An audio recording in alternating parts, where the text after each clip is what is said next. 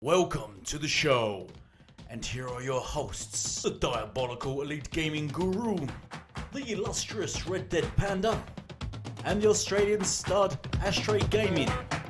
So let's get this party started. Shit.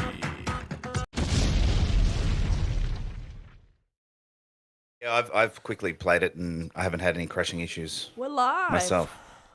Yeah. Good morning, good evening, everybody. See you later. No, I'm kidding. Elite, maybe he's gone, but Maybe he's anyway. dead, yeah. I'm sorry. Maybe he's I was Maybelline. reading something. I was reading. All right, well, let's go. Let's do this. Do you guys want me to do it? Because I can't see my screen. All right, well, 'Cause look, my this is laptop's episode 80 of the Gamers Initiative podcast, and we have a special guest today from the Shop podcast with PTK, Bland, and Pong Soul. We have Fuzzy Belvedere. How are you, Fuzzy? I'm doing great. Thank you guys so much for inviting me. This is awesome. Yeah, It's good to have you on, man. Appreciate having you on. Yeah, it's great. What have you been up to? Thank you. Yeah. But man, just this past week has been pretty fun as far as the games that are out and everything, and running into a little bit of an issue with Need for Speed. But other than that, we can definitely get into some gaming talk as we proceed. But man, thank you so much for having me on. Great to be here. Awesome time ahead and some awesome topics to get into. Awesome, man. What else what have you been playing this week? Anything stand out for you? Well, Need for Speed was the highlight and low light just because of the crashing issues, but I'm always game for like Division 2, which I've probably played to nauseum. Insurgency Sandstorm, which is finally in GamePass, although I've only played up to Saturday. I haven't played since I think last Saturday, so I'm kind of falling behind here, but definitely looking to get back into that. Finished off Somerville not too long ago. I still have to finish that. It was great. Yeah, the ending was a little different than I expected, but still pretty good. And then I wound up going back and doing the other endings thanks to Mac and 91 out there to kind of get me through. I like the art style in that game. It's very pretty. Oh yeah. The art style is awesome. Just being a person that's into sci-fi and stuff like that, I that art style fits it, and just the like the Inside or Limbo style gameplay, even though it's a little bit different, it's still intriguing, and it's like one of those, I wouldn't say surprise hits, but for me it was well worth doing the 1,000 gamer score on that one. Also been playing Vampire Survivor, which everybody I think is probably hooked on at least for a little bit of time, if not for. Yep, I'm gonna try. Actually, I want to call Ashtray out on that. I want to call him a fraud on that because I see he's been playing it, haven't you, Ashtray? Yes, I have been playing it a lot. It's addictive. And you told me not to play it because you said it's trash. Is that true? It's because you're mid-elite. We went through this last week, Elite. You've obviously forgotten. Yeah, we was in chat with Dealer and I was asking, I was playing it, and you went, yeah, don't play it. There's only one. All you do is you just push left and right on it. It's directional. There's no. You just try your best to put me off the game, and I carried on playing it. And the other day, I'll see you playing it.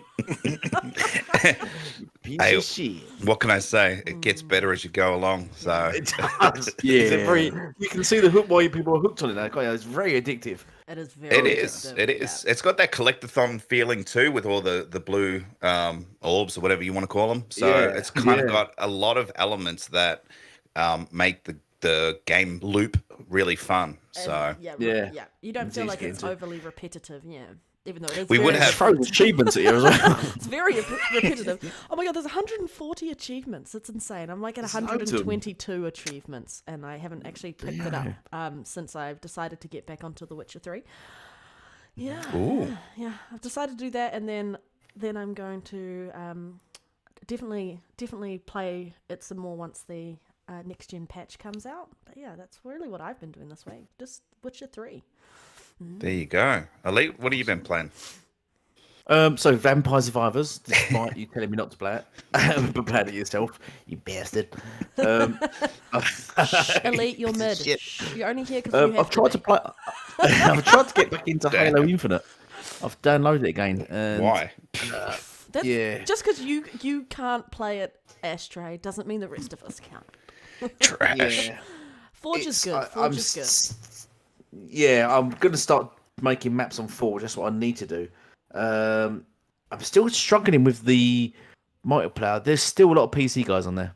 You can tell because one of the guys who's in the opposing team had 28 kills, no deaths, and he was just one-shotting everyone. He was like, every time I'd come across him, he'd just hit me in the head and just carry on going without a second breath. I have one thing for you. You know what I mean? One thing to say. Do you know what I'm going to say? Get good. Yeah. He just breaks your shields. He literally just one-shots you, regardless of your shields. He just got boom dead. Yeah. And just carry on going. You're thinking, what the hell was going on here? And you look at these things, 28 to 0. You're thinking, what's going on here? It's not right. Yeah.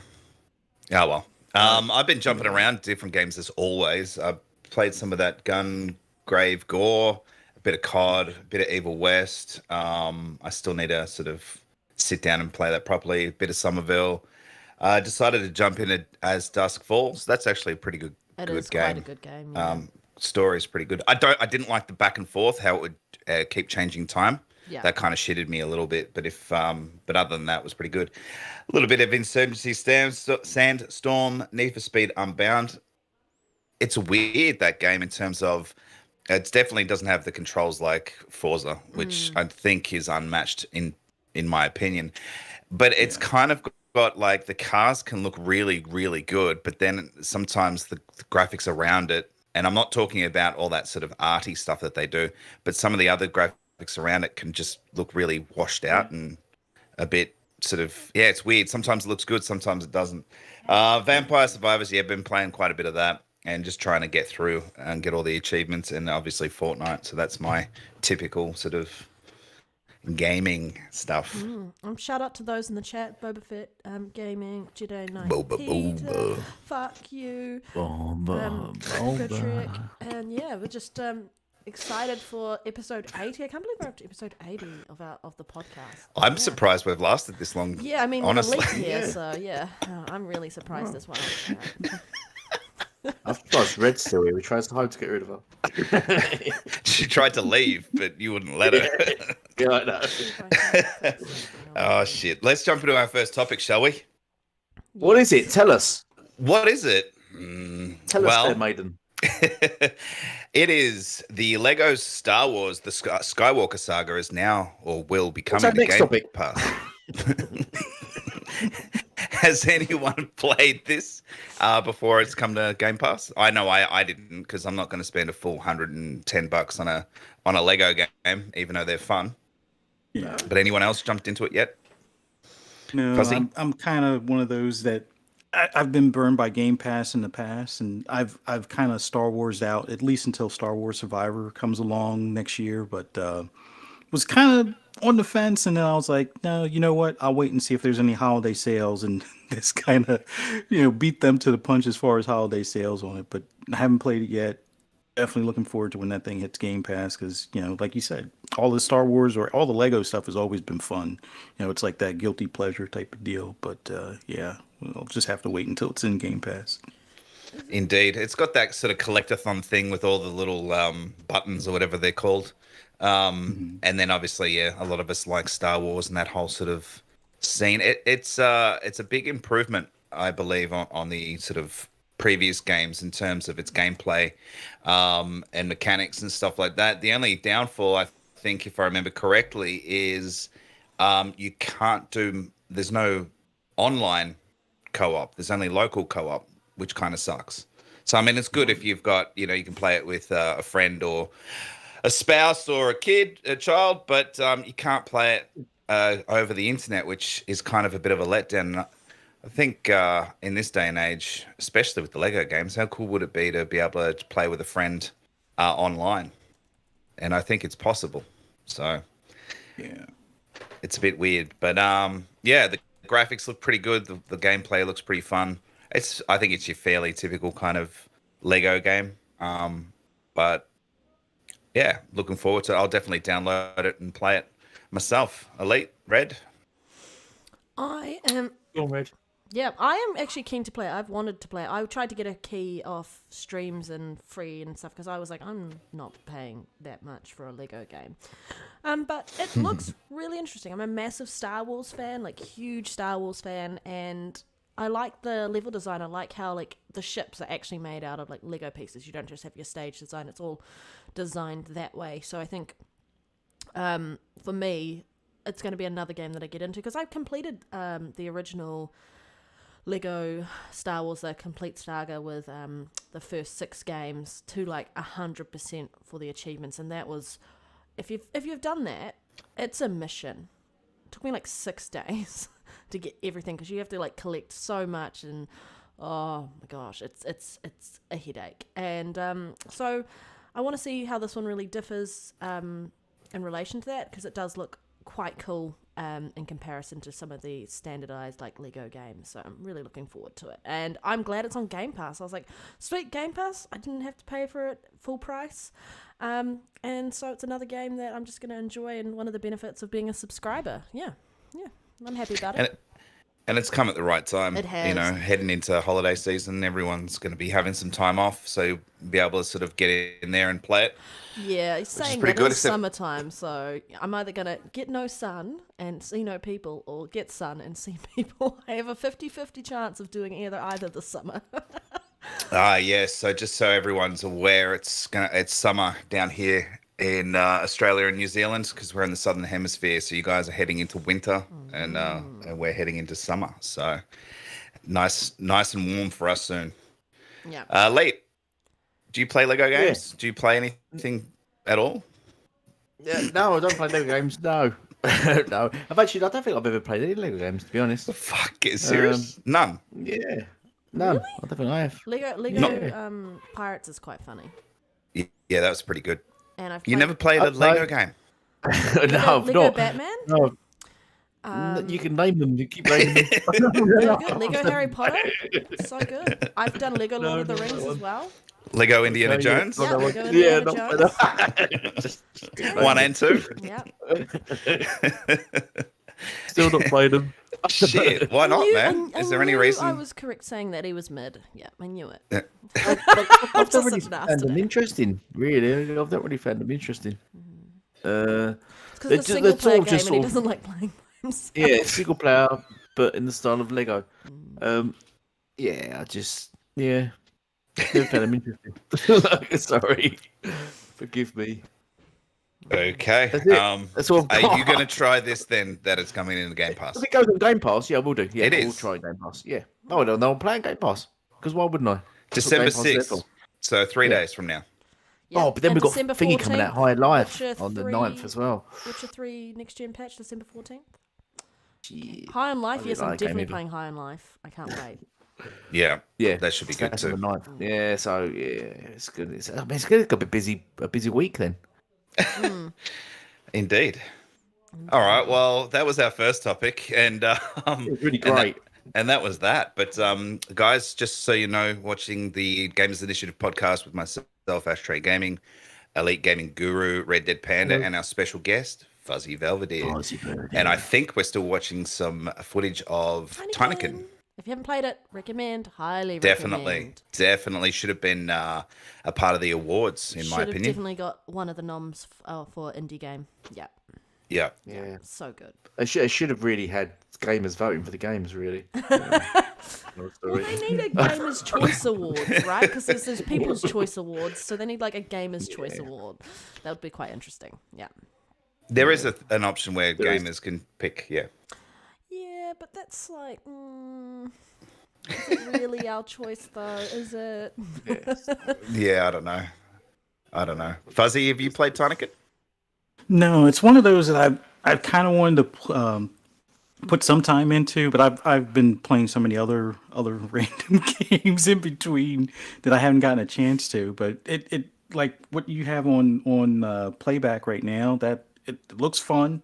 I know it's a little bit different than, I guess this is like their second game or something like that, or one of a couple of games in the series, and it just looks like it's a fun kind of indie game, smaller experience type of deal. But it's not I haven't tried it yet, but it's definitely one of those that if it comes down to me needing some like achievements for like a quest or something like that, I definitely want to give this one a try here at some point. Yeah, it is real good. It's good. Yeah. Indeed. Indeed. Yeah, I played it. I got all the achievements. I really enjoyed it. The puzzles and the way you sort of progress through it is fun. So, and the level design's really good too. So, definitely a good game. Quite the thing there, aren't they? For the year.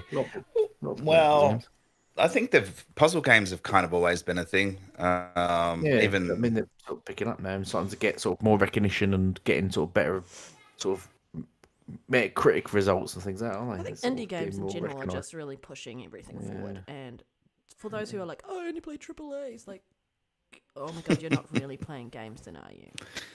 You're not experiencing what it really means to be a gamer.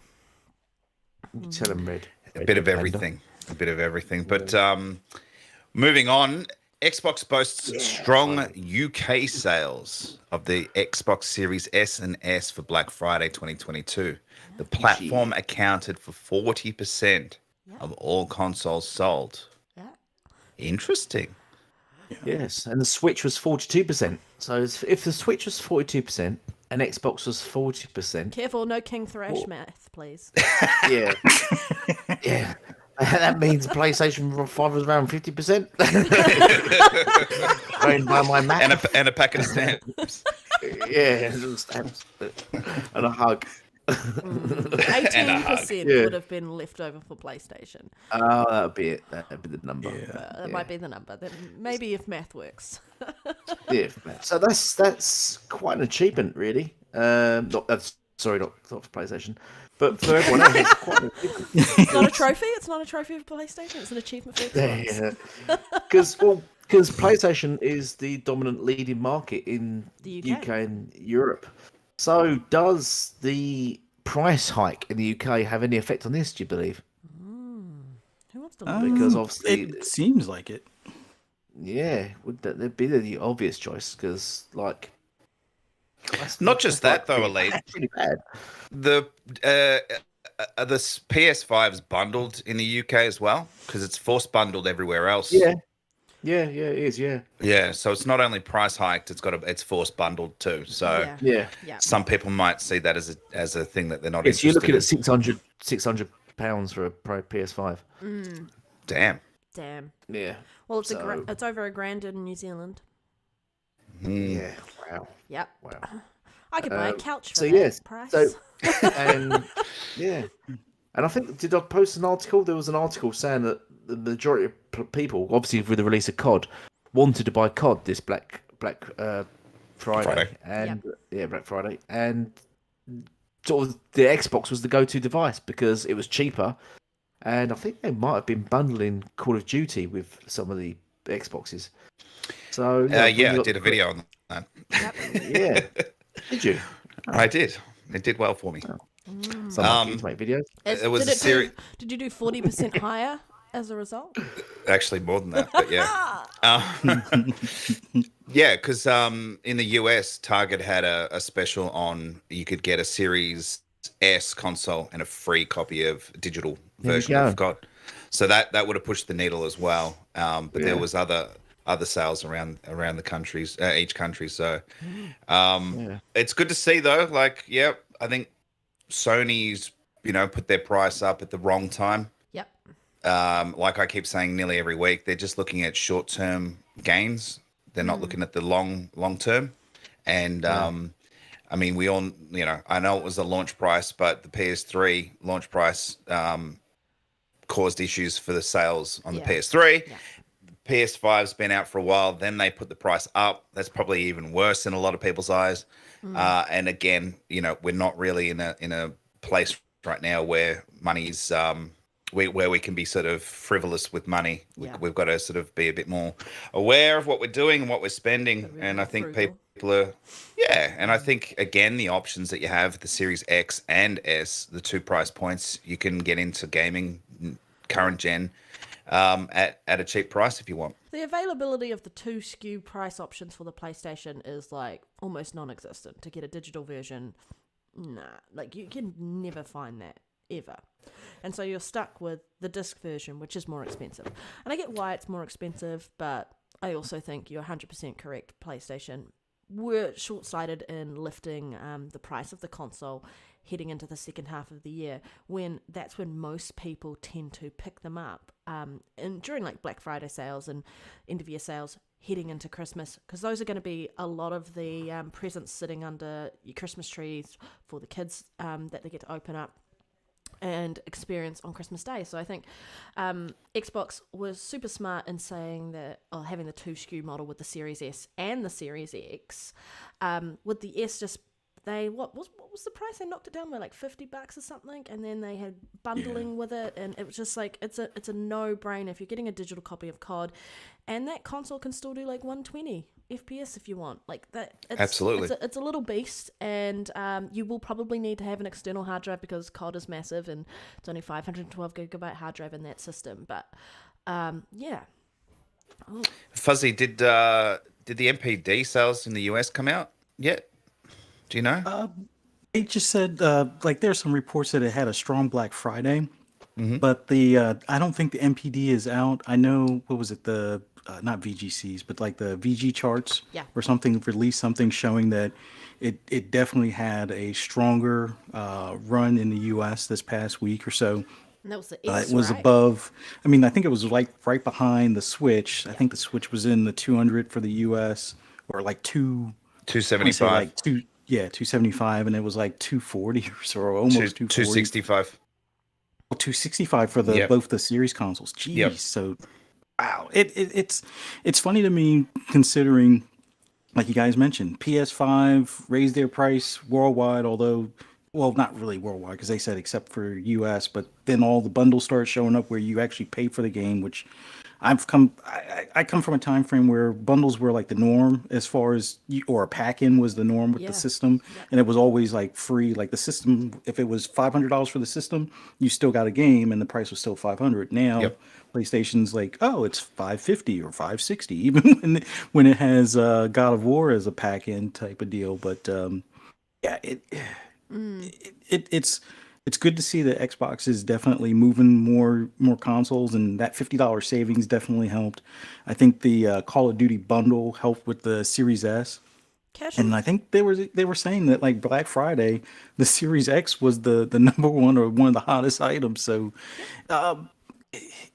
Xbox is, moving in all the right directions. A little bit behind on the first party releases, but to be understood because of the whole ABK thing and other circumstances. But yeah, you guys are right. PlayStation kind of screwed the pooch, I guess you could say, to some extent, because they raised the price of. I mean, they've raised prices of games. It's funny, even though Activision also went $70 and Rockstar and a few others and stuff, but 2K games or whatever raised prices. But I think Sony was the ones that were like, oh yeah, we should raise it to 80 or 90. And some of the third party had to kind of talk them down from the ledge. They're like, we were only going to raise it to 70. I don't think market research shows 80 is a breaking point for most people. So yeah, we're going to stay with 70. And Sony was like, all right, fine, we'll make it 70 across the board, and then do $10 upgrades for controller features. And that was the most horrific thing to see, though. Like, given the fact that you're already paying extra for the console, and so technically, because you bought that console that has these features, the game should automatically take advantage of those features, and you shouldn't be being charged an upgrade fee to take advantage of the features of the console you just bought. That was the most ridiculous, stupid thing in my mind. And people were like, yeah, I'm happy to pay a $10 upgrade. I'm like, but you've just bought a new console. You shouldn't be paying to take advantage of the features of the console you just bought, because why the hell did you buy that console in the first place then? Yeah, it just seems stupid to me. I think the whole charging you the bundle thing is ridiculous. Imagine going to a restaurant. Let's do a food analogy now. Imagine going to a restaurant like, I don't know, McDonald's, and we've got Griggity in here. Oh, Mr. Dirt. Brigitty's just joined us. Anyway, continue your thought. Yeah, we can hear you. Continue your thought before you forget. Imagine going to McDonald's and then you're asking for a sort of a meal, one of the meal deals, and then they're throwing an apple pie with it, and you go, "Oh, okay, I didn't order that." And they went, "No, we're giving you your bundle with the meal you've ordered," and you're like, "Oh, cheers, thank you." And then they say, "And we're going to charge you for that apple pie." You'd be like, "I don't what." I just don't want it. Then just take it away. Oh no, you've got to have the apple pie. But you're going to charge me for it. Oh yeah, we're going to charge you for it. It's just ridiculous that they bundle something and then charge you for the thing that they're forcing you to buy. It's ridiculous. Go on, sorry. Actually, the other thing I was going to say as well. I think was it VG Charts that said also the Xbox Series X outsold the Series S. I believe in the States, yeah. Yeah. For Black Friday, yeah. Black Friday, yeah, which is fantastic. How legitimate is that though? Because that seems pretty epic if that's actually true. Yeah, that's insane. Well, I think part of it might be like I've been seeing some of the Instagram shop stuff where it was like almost $100 off at points. Damn. For the Series X. So and a lot of people are looking at PS5 is $5 plus whatever for the game.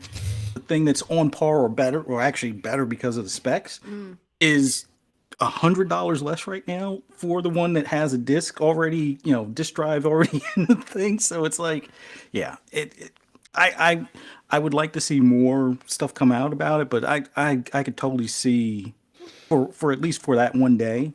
When people probably have their credit cards ready or their wallet ready for whatever doorbuster deals for Black Friday, I could see them probably stepping up. It's like, it's a couple hundred more, and it's the big boy one. Yeah. Okay.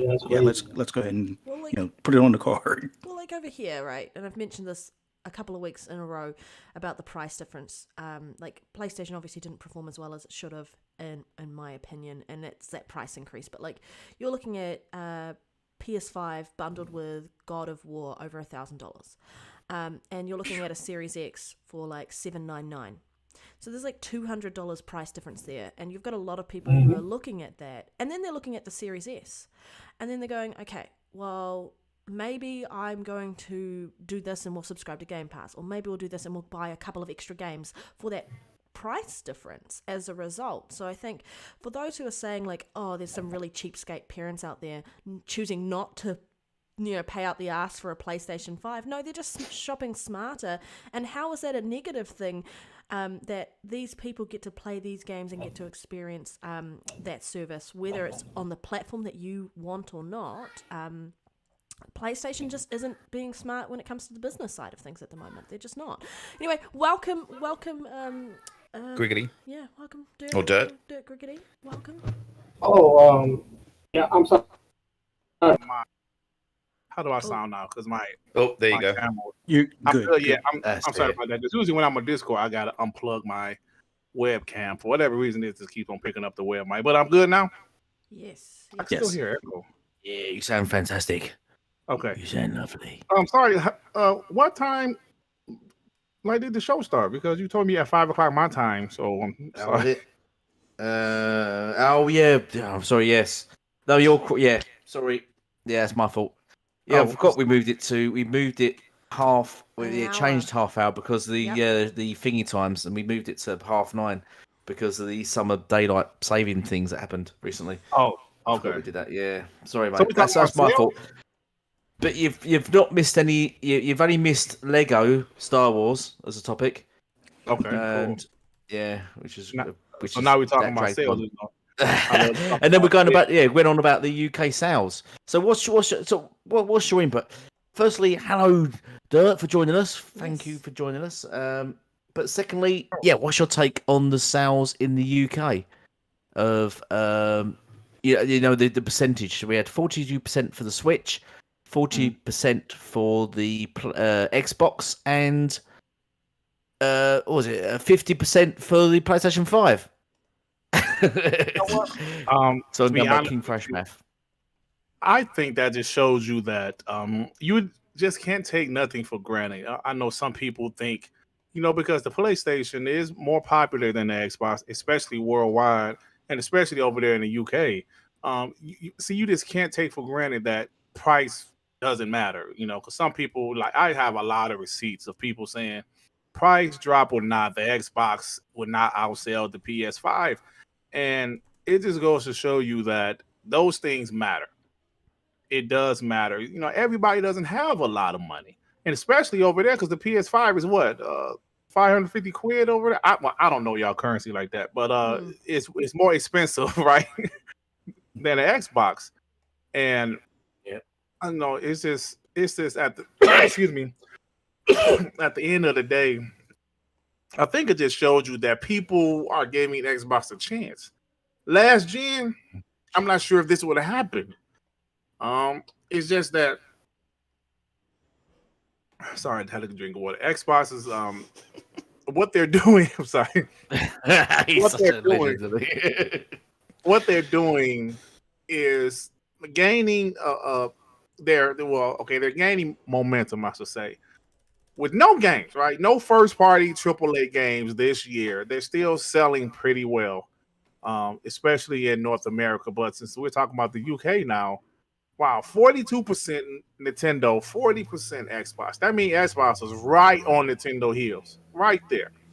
Yep. So boom, Xbox Series S, Xbox Series X is doing well, and I think Xbox 2 SKU strategy is going to pay off in the long run. I really do. I made a point earlier. Do you think that the reason why the PlayStation 5's dipped in sales so much in the UK is because of its price hike? Because it costs more than the Xbox now, so that's why it's so low, like 18% versus 40%. Absolutely, just like I said. See, people take for granted that everybody has the same type of money. Listen, the hardcore gamers, yes, we're getting the PS5 or the Xbox Series X, but not everybody's hardcore gamers, and we all know the casuals are very important. When a parent goes into a store and see that Xbox Series S, whoa, it's half of the price of the PlayStation 5. Mm-hmm. And they bundled it with COD as well. Right, it's right. So, that stuff matters, man. And if word of mouth goes around, if more friends of these kids, oh, I have the Xbox. Yo, you have the Xbox? Well, I have Xbox too. It's going to go around and eventually it's going to stick. Now we know PlayStation, their arrogance, we're just up the price. Nobody's going to care. I think people do care, man. I'm just waiting for Xbox to humble these dudes, to shut them up, to shut them down, because raising the price of your console is absolutely ridiculous. Never heard of it in my life. So it's a positive thing to see Xbox doing well. They might not win in December or January, who knows? But November, we're gonna talk some shit. That's all I know. Yeah. Mm-hmm. Yeah. Yeah. Ashtrey, you there? Yes, sir. I'm just letting you flounder, man. Yep. Oh yeah. I thought you was muted, but it's not because my screen. I thought you was muted. It is quick. It is muted. Yeah. So, you got anything? Any more points on that? Anyone? No, I think it's pretty self-explanatory. The price hike has affected the sales, and the deals that Xbox have out has helped. Yeah. And it's pretty much, it is what it is, And it's the interesting thing they have more stock, right? I feel like they have more stock heading into no shortage. The there is shortage again. Yeah. I mean, PlayStation was still readily available. I still feel like Xbox is more readily available. Yeah. No, the interesting thing I just thought about is that PlayStation has the advertising rights, etc., to Call of Duty, but it was actually Xbox that bundled the game. They missed a trick there, didn't they, PlayStation? You fucking idiots. PlayStation did a bundle for a brief amount of time, and they did it online, but it was like they were charging you for the game. So it was like it wasn't really a bundle if you're going to have to pay the extra. I think it was it was at least 60 more, but I think it was the full 70 over the regular retail. So it was Xbox was giving it away free, as you should. Yeah, there you go. See, like that. Also, I don't know. In the States, the only consoles I've seen of PS5 are were the God of War bundles. I didn't see any regular $500 PlayStation 5s. They just so technically, technically they made the States more expensive because they're forcing you to buy the God of War bundle. Yeah. Yeah, no, it's like that over here too, man. We've got to buy the bundle. Yeah. So raise the price of the console and pay you charge. I think it took a little. Yeah, I think it took a little longer to happen, so they could sell through. I think you still actually might be able to buy a PS5 on its own, but there is a bundle here as well, which is just over $900 Australian. So, Jesus. Yeah, oh, it is what it is crazy. Anyway, guys, you are listening to the Gamers Initiative podcast with myself, Ashtrey Gaming, RedDeadPanda, and EliteGamingGuru, with our special guest, Fuzzy Belvedere, if I could speak properly today, and Dirk Griggity. Yes. On to our next topic. The Darkness Chronicles of Riddick director joins Indiana Jones team. Yep. Yeah. This news came out of nowhere Yeah. during the week, and I'm not really familiar with this particular person. It must be a very good thing to have this news come out. But either way, anything that's going to be helping and working on Indiana Jones game, I'm all for. It's got to be third person. Stop! People keep talking about maybe it's first person because it's Machine Gun Games or Machine Games doing it. No, it's got to be third person action adventure, just like the original Indiana Jones games, and just like Tomb Raider, etc., etc. But is anyone familiar? Anyone's free to jump in who's familiar with this particular director? And what's this mean for the game? Well, I'm not familiar with the director, but I am extremely familiar with those games. The Chronicles of Riddick on the original Xbox and also The Darkness. I love both of those games. Both of those games are first person also, but they were solid games, man. Great games. I think The Darkness is one of those games that a lot of people slept on early in the Xbox 360 generation. Phenomenal game. And it's backwards compatible if you haven't played it, part 1 and 2. Really good games, and Starbreeze is the developer that made those games. And obviously, the guys. What's his name? Jan something. I don't know his name. I don't know. Andersson? Yep, Andersson. He knows what he's doing. So to see him on with Machine Games working on Indiana Jones is nothing but a positive in my eyes, because he has a great track record. Those games were phenomenal in my opinion. Well, he's back because he's used to work with Machine Games before, so it's like he's coming back. Oh, he did? Kind of. Oh, okay. He's I didn't know previously worked with Machine Games before as like an art director for some of their previous titles, and so I was watching him talk about, or there was like an interview about it, talking about how he's happy to be back with these people that he's previously worked with before that were friends of his in the industry. And so it's kind of like coming back to your like sort of like family and people that you know, and so you've already got that relationship, and it's just going to be a lot easier. And I'm really happy. Like he worked on a previous, or he got hired to work on a previous Indiana Jones game that got cancelled before he even actually started on it, which he's kind of sad about. But now he actually gets to kind of fulfill that many years later, coming to Machine Games. Because who was talking about? Todd Howard was talking about this as well, and saying like why Indiana Jones is with Machine Games in the first place, because Bethesda didn't have any capacity, and they were like the next best team would be Machine Games. And it's just, I think it's really cool to hear that someone who's got this sort of caliber in the games that they've done in the past is coming through to kind of sort of steer the helm. And I can't wait to see what they do with Indiana Jones, because like from what they've been talking about it being like a love letter to Indiana Jones, I'm like, oh, I love Indiana Jones so much. So I'm happy. I think anytime you hear this and it makes headlines, and it's a positive thing that the headlines are making, just kind of just you feel good about sort of the direction they're going with who they're hiring and bringing on board, and the team and such. Yeah, so it's positives all around, I think. Yeah, I think just looking at it, I think his name would be pronounced Jens because he's Swedish, so I'd say Jens. But anyway, that's beside the point. Fuzzy, have you heard of Jens before? What's your take on this?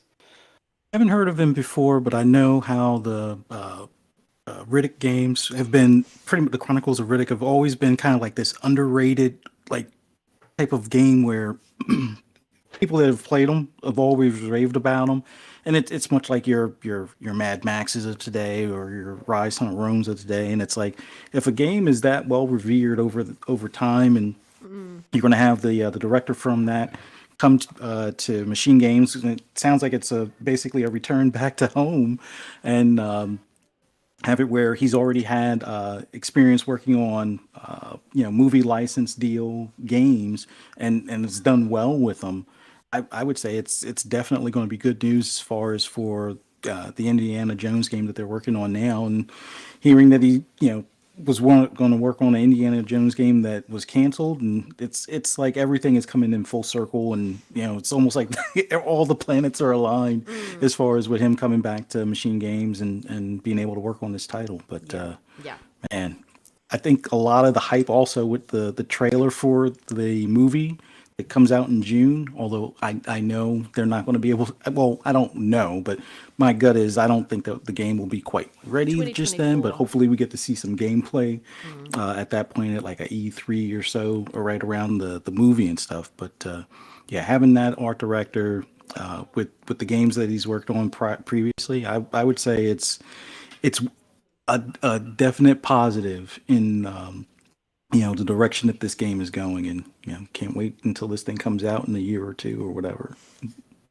Yeah, I think we'll see it next year. They'll show something about it next year, and then I think the year after we're probably going to see it in 2024. There's a lot of games I reckon that are slated for 2024, but I mean, Xbox's whole release schedule's been pushed out a year by COVID, so I think it could even be 2025 maybe. And 25. Yeah, I mean, anytime you're going to get those delays, I think the more time these teams have to polish it, I think the better the game will be, and the more time they have to spend time optimizing for the consoles, and all the tools of these consoles or feature sets of the consoles have time to kind of mature a little bit, the more they can improve the frame rate and like the stability of the game in general, and we should get pretty well-rounded games releasing it overall as a whole. That's the expectation. We'll see if it's a reality for it, but fingers crossed, maybe Machine Games do great games, so yeah. Did anyone see the tweet by New Legal of Indiana Jones on Twitter today? No. What was it? No, fuck. It looks pretty good. It's just a shot of. Was it art, like showing what their sort of art direction was for it? Well, it's just a picture of Harrison Ford, basically, but you can tell it's not. You can tell it's graphics. CGI. Yeah, you can tell it's not a photo, but it looks really good. Really good. I see it now. You see that? I'm gonna go have a look. Yeah. Here, I'll just post it to our. That's a good Discord. question. Will the Indiana Jones game, will it be Harrison Ford? I believe it will, because it says here somewhere that it's going to be at the height of the adventurer's career, according to Xbox's own Machine Games. Shit. So it's a standalone story. I believe it's between two of the movies. So yeah, I would say it's definitely Indiana Jones. It's actually going to be. I believe it's coming to Game Pass as well, isn't it? Day one. Of course it will. It's an Xbox game. Yeah. Yeah. So that's Even if it does end up being Will it be multiplayer, exclusive? I reckon it will be. Yeah. There's rumors that it will more than likely be exclusive. I don't know if all the Sony bickering and whining has kind of changed some of the executives' outlook on some of these things, but I think for the most part, because even we're and we'll get into it later about Elder Scrolls, but I think more and more stuff will wind up being exclusive unless it's like already something like a Call of Duty or a Minecraft kind of deal. So we'll see. Yeah, I just posted it to the Discord, guys. If you want to check it out on the podcasts tab, looks pretty good. And that'd be probably what, UE5, is it? Yeah, I'm thinking. probably. Yep. So that's the power of that engine, man. Really, it's pretty cool. They've got a scar on his chin, though, have they? Yeah. I just hope it's going to be third person. I think It's got to be. Everyone's right. It tonally will change if it's first person. I mean, Machine Games does heavily a lot of like they're known for first person, but I think for this type of game, and I really just want I really just want a really cool exploration game, because I mean I love Tomb Raider, but it just didn't have enough like rating of tombs in my opinion. And Uncharted, yeah, it's great, but I just I feel like going back to the roots of where these games, like Indiana Jones, is where I feel like this is where it all started. He's the original. Yeah, the original. Yeah. And that's where we fell in love with those types of stories, that genre and all of that. So I think it's really important to go back to the roots and really give us something. And for those who are like, All the young people won't play it. I mean, they will play it because They it's will. a game and it's coming to Game Pass. Like, they're gonna play it, and then just My son's 9 and he knows Indiana Jones. So, and he hasn't even watched the movies, but he's aware of it and he's seen it in Fortnite as well. And so Fortnite's probably helped a lot of that sort of shit, to be honest with you. But Pop he's culture, aware right? of it. And the whole point That's what is that it's going to still sell and kids are going to know it. It's just an iconic character and everyone's sort of aware of the stories behind it. So That'd be like saying young kids don't know what Star Wars is, wouldn't it? Because they almost. wouldn't have been brought up on Star Wars, didn't it? So Don't tell Boba that. No one says that. Yeah, Boba's gonna be like, Boba. It's the same, isn't it? I'm going to say something a little controversial.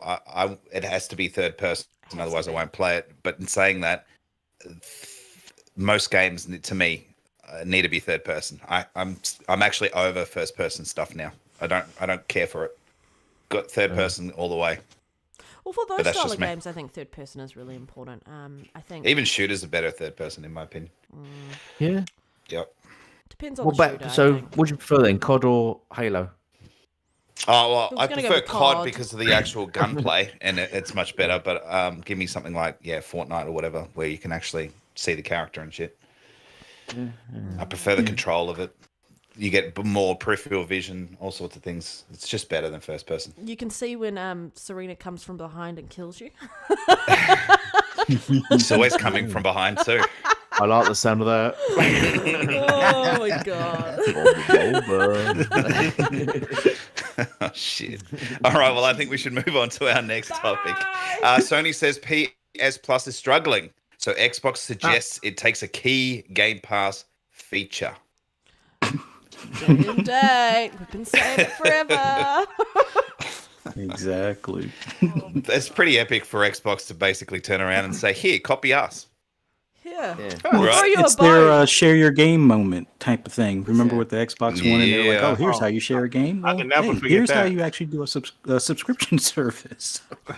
I mean, that's what Netflix does. Puts all of their stuff day one. Like, Exactly. But but- speaking of that, that's when Netflix really started to take off because remember Netflix was there for a while and nobody cared. But when they started to add quality first party content or original Netflix content, that's when they started to take off. So, but Xbox, I'm sorry, but PlayStation just having a service just there with old stuff is not going to take off, man. Like people already played those games. they've You know, already you got need an something install new. base of like 48 million, right? And the games are they're selling like what? I mean, God of War was the top selling, or Ragnarok was the top selling first party Those game, bundles. 5.1 million or whatever. But yes, the idea behind Game Pass is you can choose to buy the game, or you can just pay for the subscription. And PlayStation, they can do that. They can weather the storm. Because people, for those hardcore PlayStation gamers, will decide that they want to support the devs even more and pay for the title. And then you've got the casuals who are like, oh yeah, I'll go play this game because it's in a subscription I already pay for. And then you've got repeat business and people aren't going, oh, do I really want to pay for it this month? Is there really any worth to it?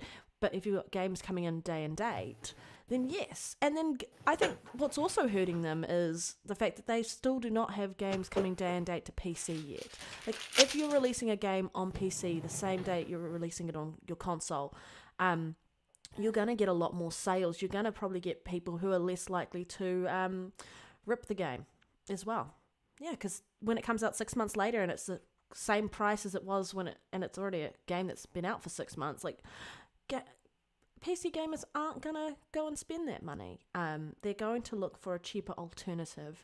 And yeah, I don't know. PlayStation just seems to be hurting themselves a lot, and they just, it's fun to watch them burn their own base to the ground. Like, they're just destroying themselves. Yep. Agreed. Yep. I agree. This is that's just how it is now. I think eventually PC day and date is going to come. I think right now they're trying to catch up. Nixus is trying to catch up. To port all of their, they got to port Last of Us 2. They got to port Massive Ghost of backlog. Tsushima. I think they're trying to catch up. But once they catch up, watch day and date. Yep. And I think all those people who are turning around going, hey, I'm so annoyed that this game is coming to PC. Those people are going to quiet down very quickly when they start to see sales and engagement levels go up, and then PlayStation is doing a lot better, and then you really start to see why Microsoft has really, really put so much effort and time into their their business model that they've been following. Yeah. And you know what's funny? Even though there's been about 6 or 7 PlayStation games that have already went to PC, every time they announce a new one going to PC, I laugh. I just have a good old time because I know you guys know that last generation, there were guys saying the PlayStation would never put their games on PC. They said that PlayStation is not stupid like Xbox. Xbox need to put their games on PC because their games don't sell. And, you know, people say, Derek, you always whining about last generation. It's the same thing. They say what they want to say, but at the end of the day, I never forget what happened. And, you know, so every time there's a new PlayStation game, another PlayStation game, I should say, announced for PC, I just enjoy it. Because there's still some PlayStation fanboys that kind of lose their mind. Like, why are you surprised at this point? You know, we're hearing that GT7 might be next. You know, like we know that Ghost of Tsushima is going to be on PC. We know that Horizon Forbidden West is going to be on PC. Eventually, God of War Ragnarok. So they're just, you know, that's literally why they purchased Nixxes. Yeah. They didn't purchase Nixxes for new IP. They purchased Nixxes to transfer their games to PC. Absolutely. Indeed, they did. Fuzzy, I like the way you put it earlier when you said it's like this is how you share games thing. It's exactly, that was like a really good representation of exactly what Xbox is doing. But they're calling them out, right? Xbox is sort of saying, oh, you guys are crying that you can't, you know, it's not sustainable or, you know, it's not working. The model doesn't work, this and that. And they're going, just do what we're doing. Yeah. And it's just a big call out of like, well, now what are you going to do? We're telling you to copy us. So, you know. We're also giving you a pity 10-year deal, but, you know. Well, the big thing is they can't have it both ways. If Sony's going to say, well, Game Pass is this behemoth that it's going to be hard for to compete with and blah, blah, blah. And, you know, we are unable to do the same deal, but yet the big thing that pushes Game Pass is, like everyone said, it's the day and date stuff. And I think they know this, but for right now, Sony is playing this like they have amnesia or something, or they haven't been watching what's been going on. I feel like they're playing and they're, chicken, I guess, right? fighting tooth and nail to get this ABK deal blocked. So yeah, it's funny to me that they're out here complaining about Game Pass and complaining that their PS Plus service is not doing so well in comparison, even though they have more subscribers. But then again, that was kind of like I won't say a bait and switch. It was more like, oh, well, we'll just rename PS Plus to this new PS Plus with tiers, and yeah, there you go. So you have all your subscribers. It's just that they're not going to pay for the older content that, you know, even their CEO has been saying, hey, look, who plays old games? And, well, when you say stupid stuff like that, you get stupid prizes, and now nobody's subscribing to that higher tier, or not as many as they would have hoped are subscribing to that higher tier. Well, if so you here comes, subscribe to Xbox. PlayStation Plus, you get Jim Ryan's tiers free. Oh God! Oh my God! No, but it's funny watching Xbox come back and say, "Hey, this is how you do a subscription service. See what we did? Now you do that." And you know, hopefully they pick up on it. I mean, I already have Gran Turismo 7, and my condolences. You know, I would have probably double dipped. Do you have a cream for that? No, I would have probably bought it on PS5 and PC had it been available day and date. Yeah. On PC. But the drawback is now that they're talking about putting it on PC. Well, my progress, I don't know. Looking at PlayStation, they don't know how to have progression carry over. It seems sometimes. So I don't know if it's going to be worthwhile for me to pick it up on PC if I'm going to have to start all over on that save type of deal. But now, unless that thing has ray tracing in game or like more than 20 cars on track, or something else that or will physics. benefit me. Better physics. It doesn't make sense for me to pick it up on PC at this point, and they're going to want full price, like you said. It's like 6 months later or a year later, and they're still going to want $70+. It's like, get out of here with how this well nonsense. Miles Morales did, right? Miles Morales released on PC. Nobody cared about Miles. Nobody cared. But that's the thing. They have to learn at some point. If you put it on the PlayStation, only the ones that have the high-end PCs that all of them claim they have, but there's a handful of them that do. They might double dip. Well, more than likely that those are they're real enthusiasts. Yep. So they'll probably double dip anyway. But that's the only ones that are going to cannibalize your PS5 sales. Let those guys that already have a $3,500 or $5,000 PC go ahead and buy it on PC. No problem. Mm-hmm. And then the rest of them that don't have those high-end PCs because their PS5 will play it better than the potato they have, let them continue to buy it on PS5. You're not going to see, like, if they did God of War on PC day and date at the same time, they would probably be looking at about 6 or 7 million instead of the 5 million. So, at least, and I think that's what they're going to eventually want, is that extra number right off the bat, as opposed to, oh yeah, let's drip feed it to the PC guys. Oh, they didn't want it because we want full price, and at this point, they're not going to pay that new next gen console tax, and two, if the thing is 6 months old to a year old, they're already looking for like CD keys for better pricing. So, I don't know. Xbox, good on you for showing them the way or giving them that advice on doing day and date. I would like PlayStation to follow, but yeah, I have my doubts. And until they're really hurting, or until this ABK deal is approved and they have no other choice, I think that's when they'll probably be like, all right, we give up, or not give up, but we give in on this, and we'll see where they go from there. Yeah, they're stuck in the past, and they're kind of like they're 1 foot in the past and 1 foot trying to do what's in the future now, which is where the gaming industry is going. Around how you choose to access your games, whether it's on cloud, whether it's on PC, whether it's on console, whether it's via the TV through an app, and all of that. But like subscription services are massive, and it's about time. And Xbox is really good at keeping you engaged for long periods of time. With the amount of games that they have that are multiplayer, the amount of new games, even if they're small games coming into Game Pass, you get those announcements, you see it, you're like, oh, that's something I need to try. And they're really good at actually just taking all of that time and your energy and focusing it there. And PlayStation doesn't quite have that on their side.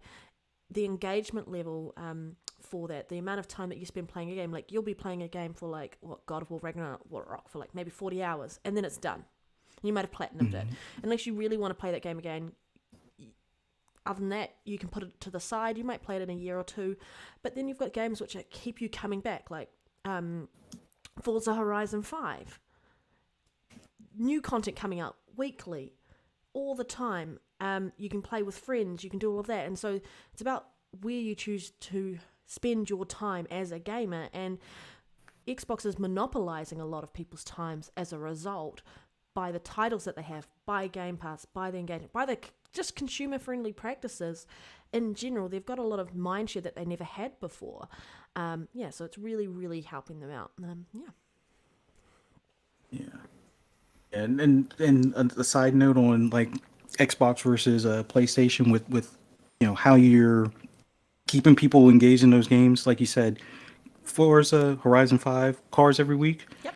They finally got their second track after 6 months on Gran Turismo. So it's like they're still learning that games as a service thing that they're trying for. So we'll see how that goes in the long term. But as many people may have complained about the slow progress of like 343 with Halo, it's like, look at Gran Turismo. I'm a big fan of that game, but 2 tracks in 6 months? Are you kidding me? It's like they had those amount of tracks in GT Sport, which wasn't even a full game, and they had that in less than 2 months. So it's like you're going backwards. You're slipping. What the heck's going on there? Forza Horizon 5 had that They're massive getting the money. DLC that came through, which brought out Hot Wheels, and yes, it was massive. You had lots of tracks in the way that you choose to play the game. Yes, it's a very different style of game, but I think once we see Forza Motorsports come out, you're going to see exactly what the caliber of the two studios in comparison to each other when you're looking at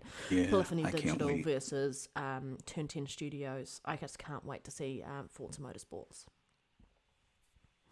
Absolutely. Guys, you're listening to the Gamers Initiative podcast with myself, Ashtrey Gaming, EliteGamingGuru, and RedDeadPanda. I believe the video footage is Deathloop. Yep, and if you've played it, Death is on a loop, and you probably put it down again. We have two guests today. We have Fuzzy Belvedere and Dirt Griggity. Elite. Did you say you finished it? No, I finished Deathloop. Yeah. I couldn't get into it. I put it down. I started. Listen, I'm going to be absolutely honest with you. I'm a huge fan of arcane games, right? I usually am. I've loved Prey. I loved the Dishonored franchise. So I'm playing Deathloop, and I'm kind of like, what the hell is going on with this game, right? So I was about to put it down, but I was like, nah, it's arcane. Just stick to it. I trust them, I trust them. Yeah. And eventually, it took me a couple hours. Why do I hear echo of myself? Is it just me or?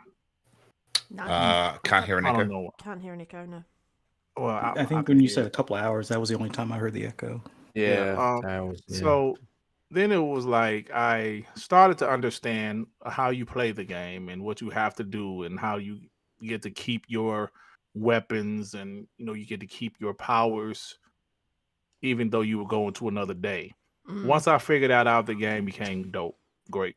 But it's definitely it's not a game you can just play. You have to really focus and pay attention and play the game because it's one of those, it's not a easy game to play. Yeah. Because you got, there's so many different things you have to do. So cause like first time I got these awesome gold guns and I was like, yeah. Then I really didn't know how to save my weapons when you go into another day. So I got those guns, and the next day, the guns were gone, and I almost dropped the game. I was like, damn it! But then I figured it out. Are those two gold guns where you put them, like, stick them together? Yeah. And I wanted those guns bad. Yeah, I found them. Yeah. Good fun. Yeah, I really enjoyed this game. I haven't finished it yet. Like I on PlayStation, I made it all the way up to just doing the complete circuit. Like I have it where I can time everything in one day to get all the I forget what you call them, visionaries and stuff. But I was like, I'll save that for when I get on Xbox. And then got on Xbox, played it for a good bit, and then I think I went back to Forza Horizon because of the 10th year anniversary. But at some point, I definitely want to get this thing wrapped up on my Xbox. But it took me a bit. Like I think the big thing is like what Dirk Griggity said. Once you figure out how to retain the stuff for the next day or that Iridium stuff, that's the game changer, and that's when it becomes fun because then you could just go around and explore and play it a little bit differently. Prior to that, you're kind of like, you peek around the corner, there might be a whole bunch of the enemies that you got to either go out blasting or something like that. But you know what else, Fuzzy? What I had to understand that the bosses at first it's kind of it repeats itself because you obviously repeat the same day. At first the bosses I was just killing them like, what's going on? Then I realized you got to kill them all in the same day. So what's happening, you have to get certain stuff from them in one time loop. You would kill this boss and get some type of power, you would kill this other boss and get another power, and then you realize, okay, I need to retain these powers for the next day. Then you realize at the end, you realize you have to kill them all in the same day, but you're ready then, so that's stuff you had to figure out, and they don't hold your hand. No, they don't. No. That was the hardest part. They don't hold your hand. But once you figure it out, I get it now. So because I kept on killing the boss, I just killed her 2 times already. Why am I killing her again? Then you realize, okay, I needed to get that power from her, or I needed to get that from. Okay, I got it. So yeah. No, it's one of those games. I'm looking forward to when they do like a continuation of the series. I know that there's like an extended ending. That, like once it came to Xbox, they updated a few things where there's like a third ending or something like that, I guess, type of deal. But it seems like this series will probably be I wouldn't say it'll be like as big of a tentpole as like Gears or Forza or anything along those lines, but it's definitely one that Xbox is going to, hopefully continue to push and Cultivate. update and expand on, and because I just like the characters in it and just the attitude that you have going through things and how the gameplay loop works and stuff like that. So it was a ton of fun. You jive turkey. Oh shit! All right, guys. Next topic. Who am you? Hideo Kojima has bad news for Metal Gear Solid fans. Yep. Does anyone care? I mean, Yeah. Well, the PlayStation fans care because they really thought this game was he was making this game for him, and he's come out and said, "I'm not. Fuck off." Basically, stop bothering me. I don't want to make old games. Stop. I'm not one of your people. I just want to make new games. Well, Metal Gear Solid. He doesn't own that, does he? Doesn't No. Konami? Konami Konami owns owns it. it, Konami still owns it. Yeah. and they're not friends at the moment. No. They're beefing. No. Mm. So yeah, so he's not making it, and they remember they believe they own Hideo Kojima. So yeah, that says under the impression that he was going to make this for them because they've demanded it, and he's come out and said, "Shut up." I'm making a game for Xbox, damn it. So, yeah.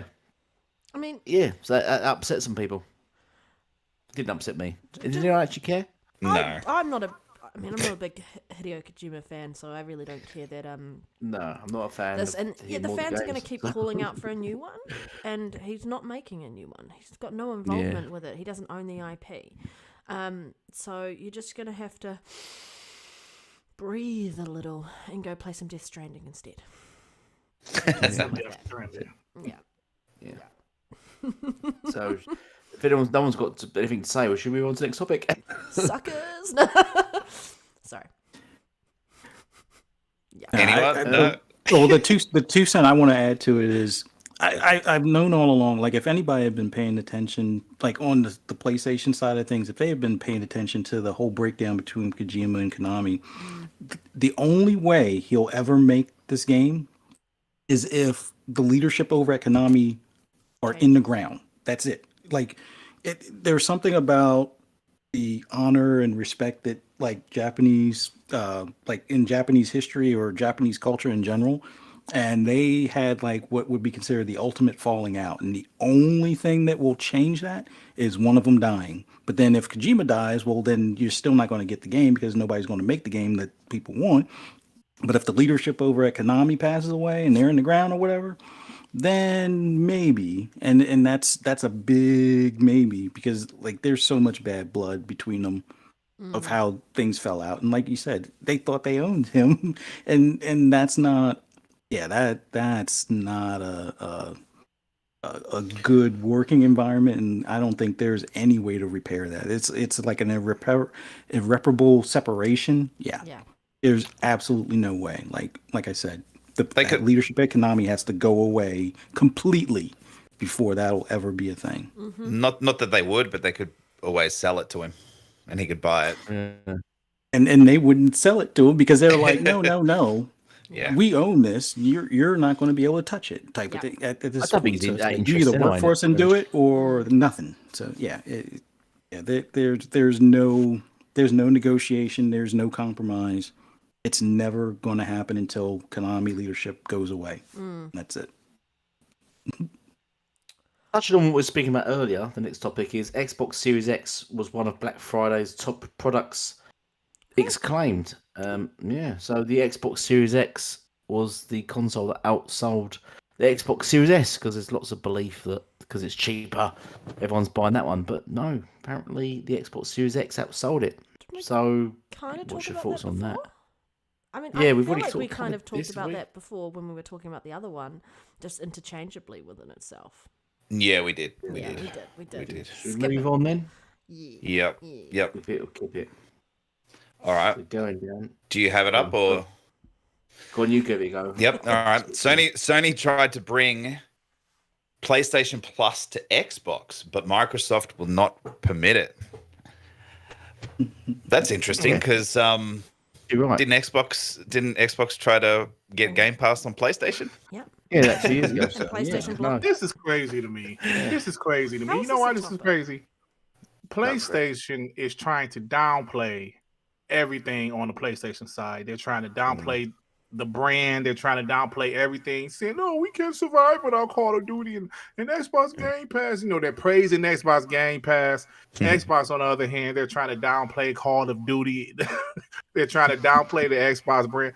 This acquisition, listen, It's funny. the ending cannot come soon enough, please. Mm-hmm. Because even though I like to talk about it, the constant bickering, like I said, Xbox is, saying, "Yo, we're in third place, everybody." Even though we all know that's true, but they're like, "Yeah, we're in third place. Approve this deal." And PlayStation, we can't survive without Call of Duty, and we can't make a equivalent game that's comparable to Call of Duty. And this is so much stuff, man. Now they're saying they offer Xbox, PlayStation. Why in the hell would Xbox want PlayStation Plus?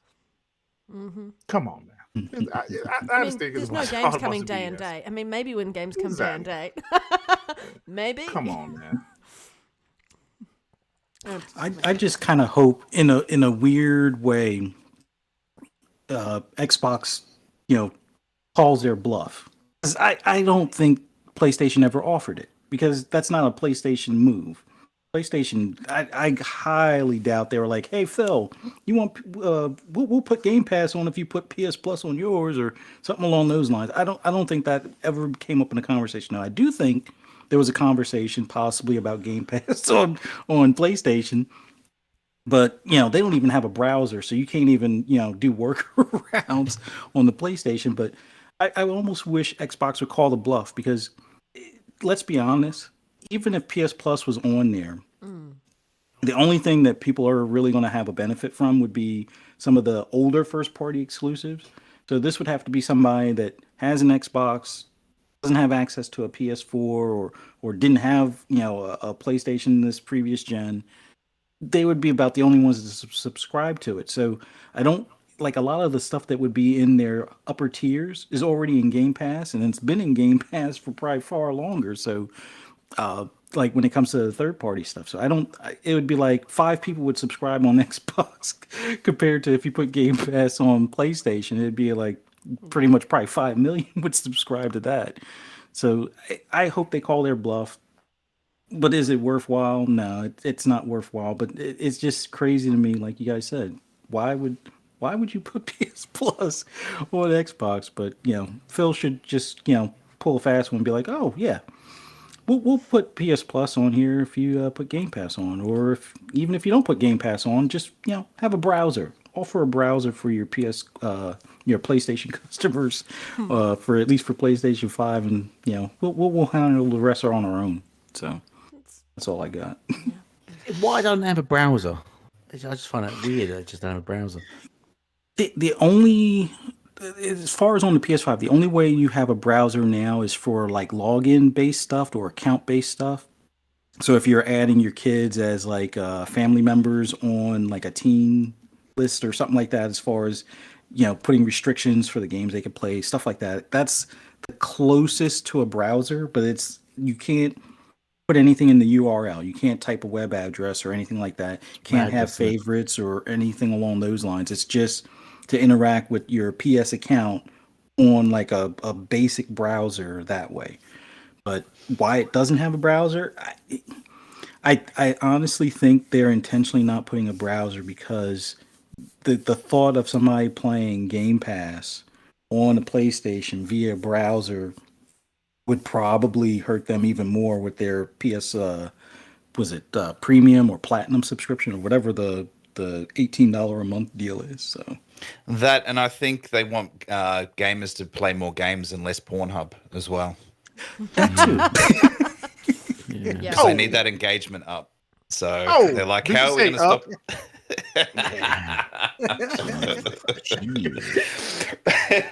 But I use the browser all the time. Of course you do. Yeah, I love it. I'm using it now. I reckon when PlayStation turns third party like Sega, we'll see PlayStation Plus on Xbox. Yeah, but then again, PlayStation did turn down EA Access at first. No, remember, so They took they're against ages. anything that offers their players, but I was should say players, any games other than Sony. So it's against anything like that. So I wouldn't be surprised if. And they turned down Game Pass, turned down EA Access.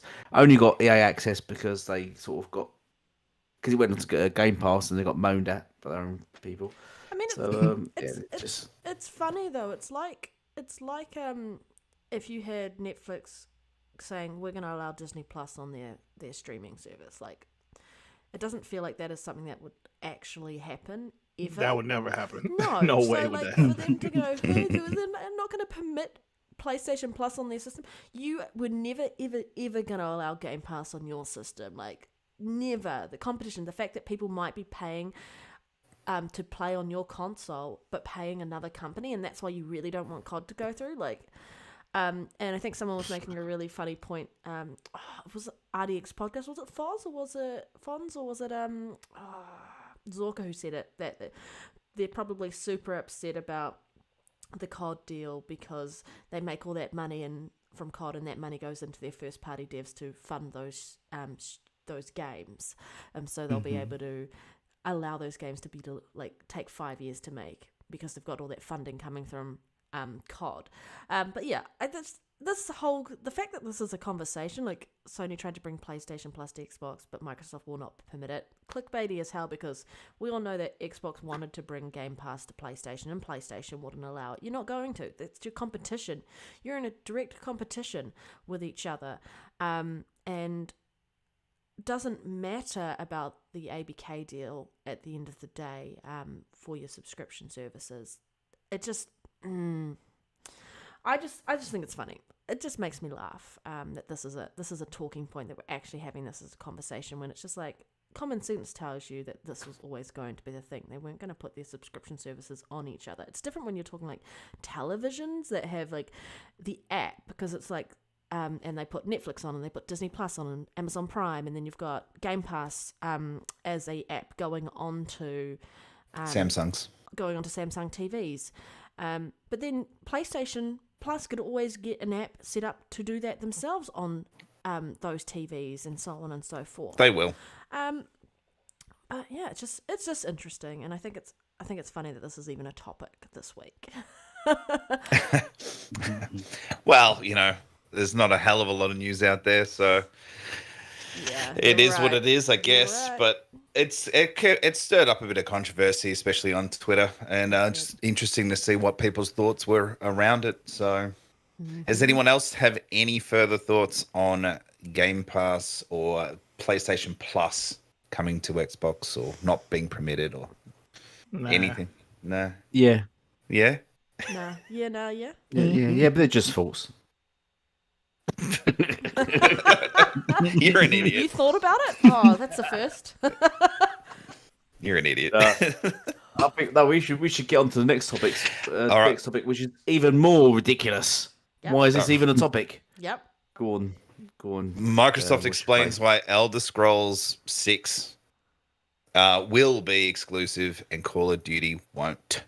Xbox tries to convince UK regulate. Well, obviously it's come up again because the deal and the regulators and stuff like that, but people seem to find it difficult to understand how things work and why things work in a certain way. I mean, it would be good if Call of Duty was exclusive, but there's too much money left on the table for starters. We don't have these topics though when Sony buys stuff.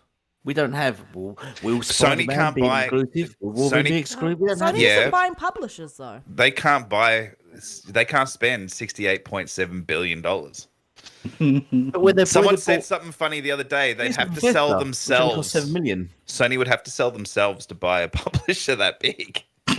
Yeah. I can't remember who said that, but that was funny. Oh, yeah, you're not wrong. But this is Professor's making it, which only cost $7 million. Only a couple million more than fucking Bungie. Idiots. Brilliant, yeah.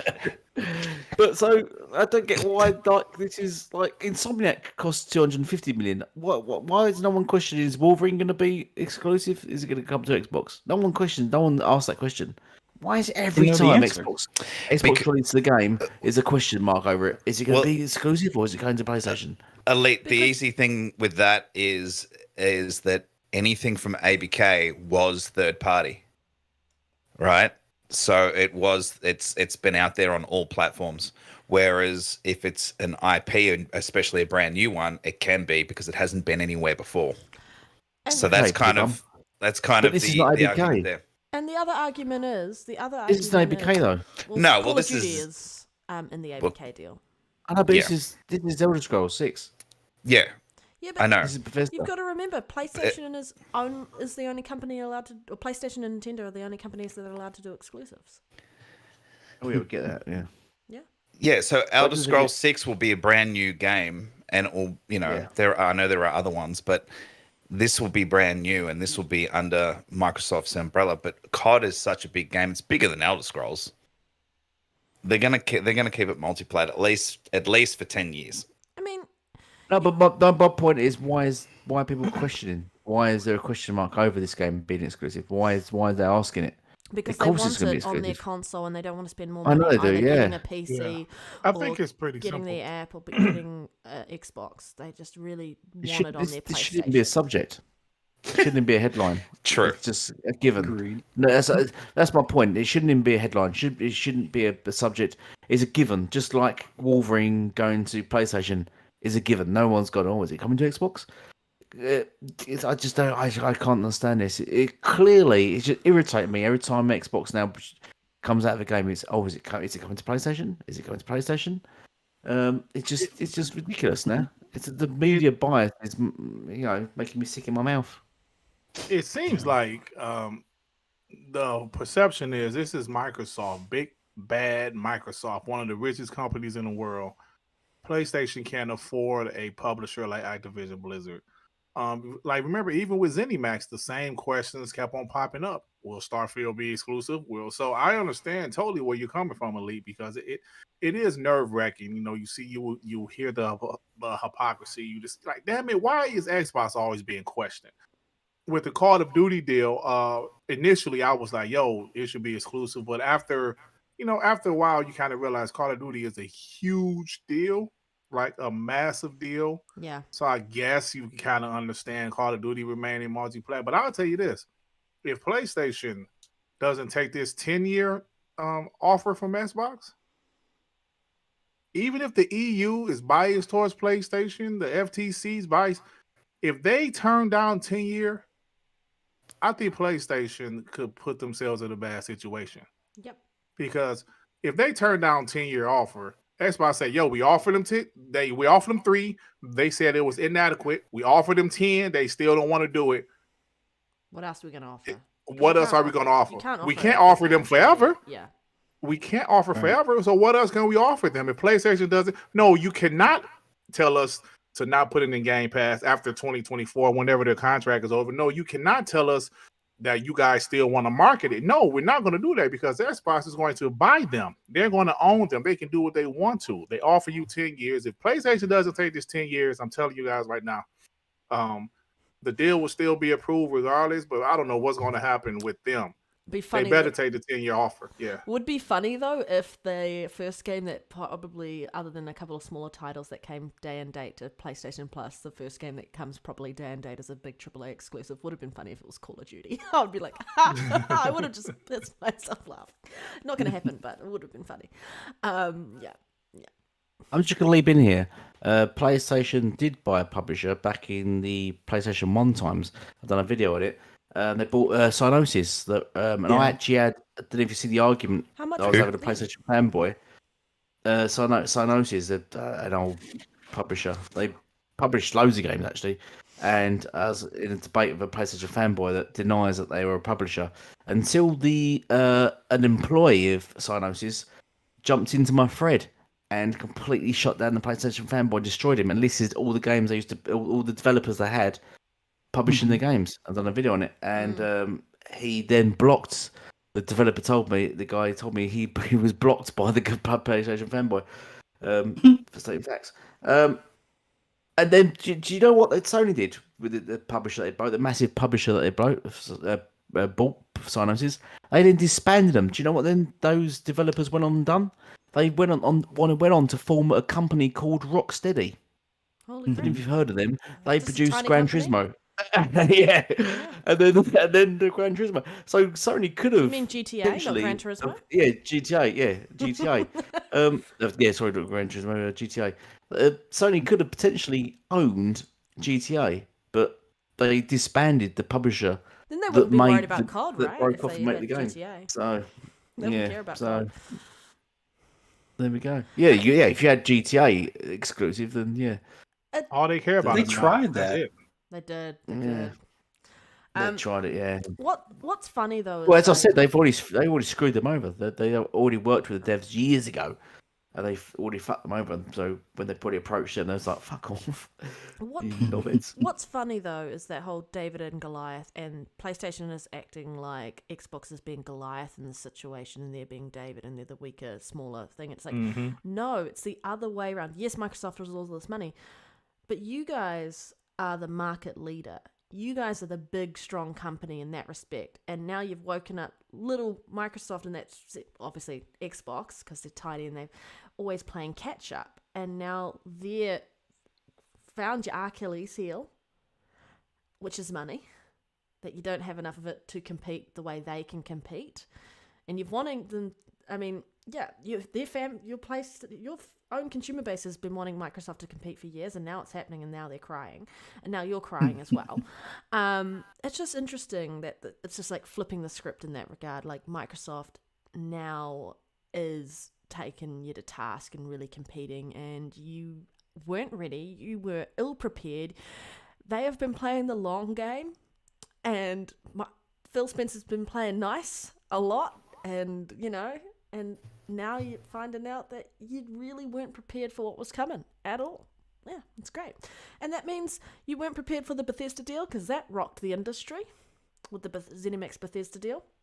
Completely. We were talking about that for months. I'm still insane that this is a thing, and there will be exclusive games from Bethesda and and ZeniMax Studios that we are going to get to play exclusively on any platform which has Game Pass.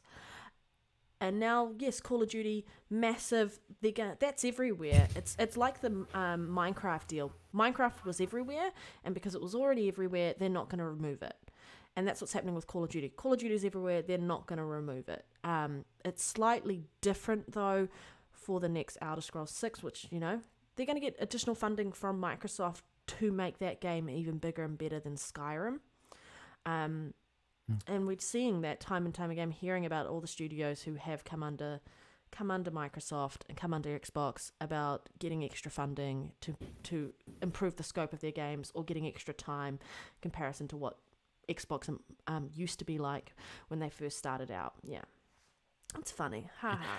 What, as I said, no one ever questioned if Sunset Overdrive 2 was made, would it be on Xbox? No one will question it. It will be PlayStation exclusive. PlayStation, yeah. Yeah.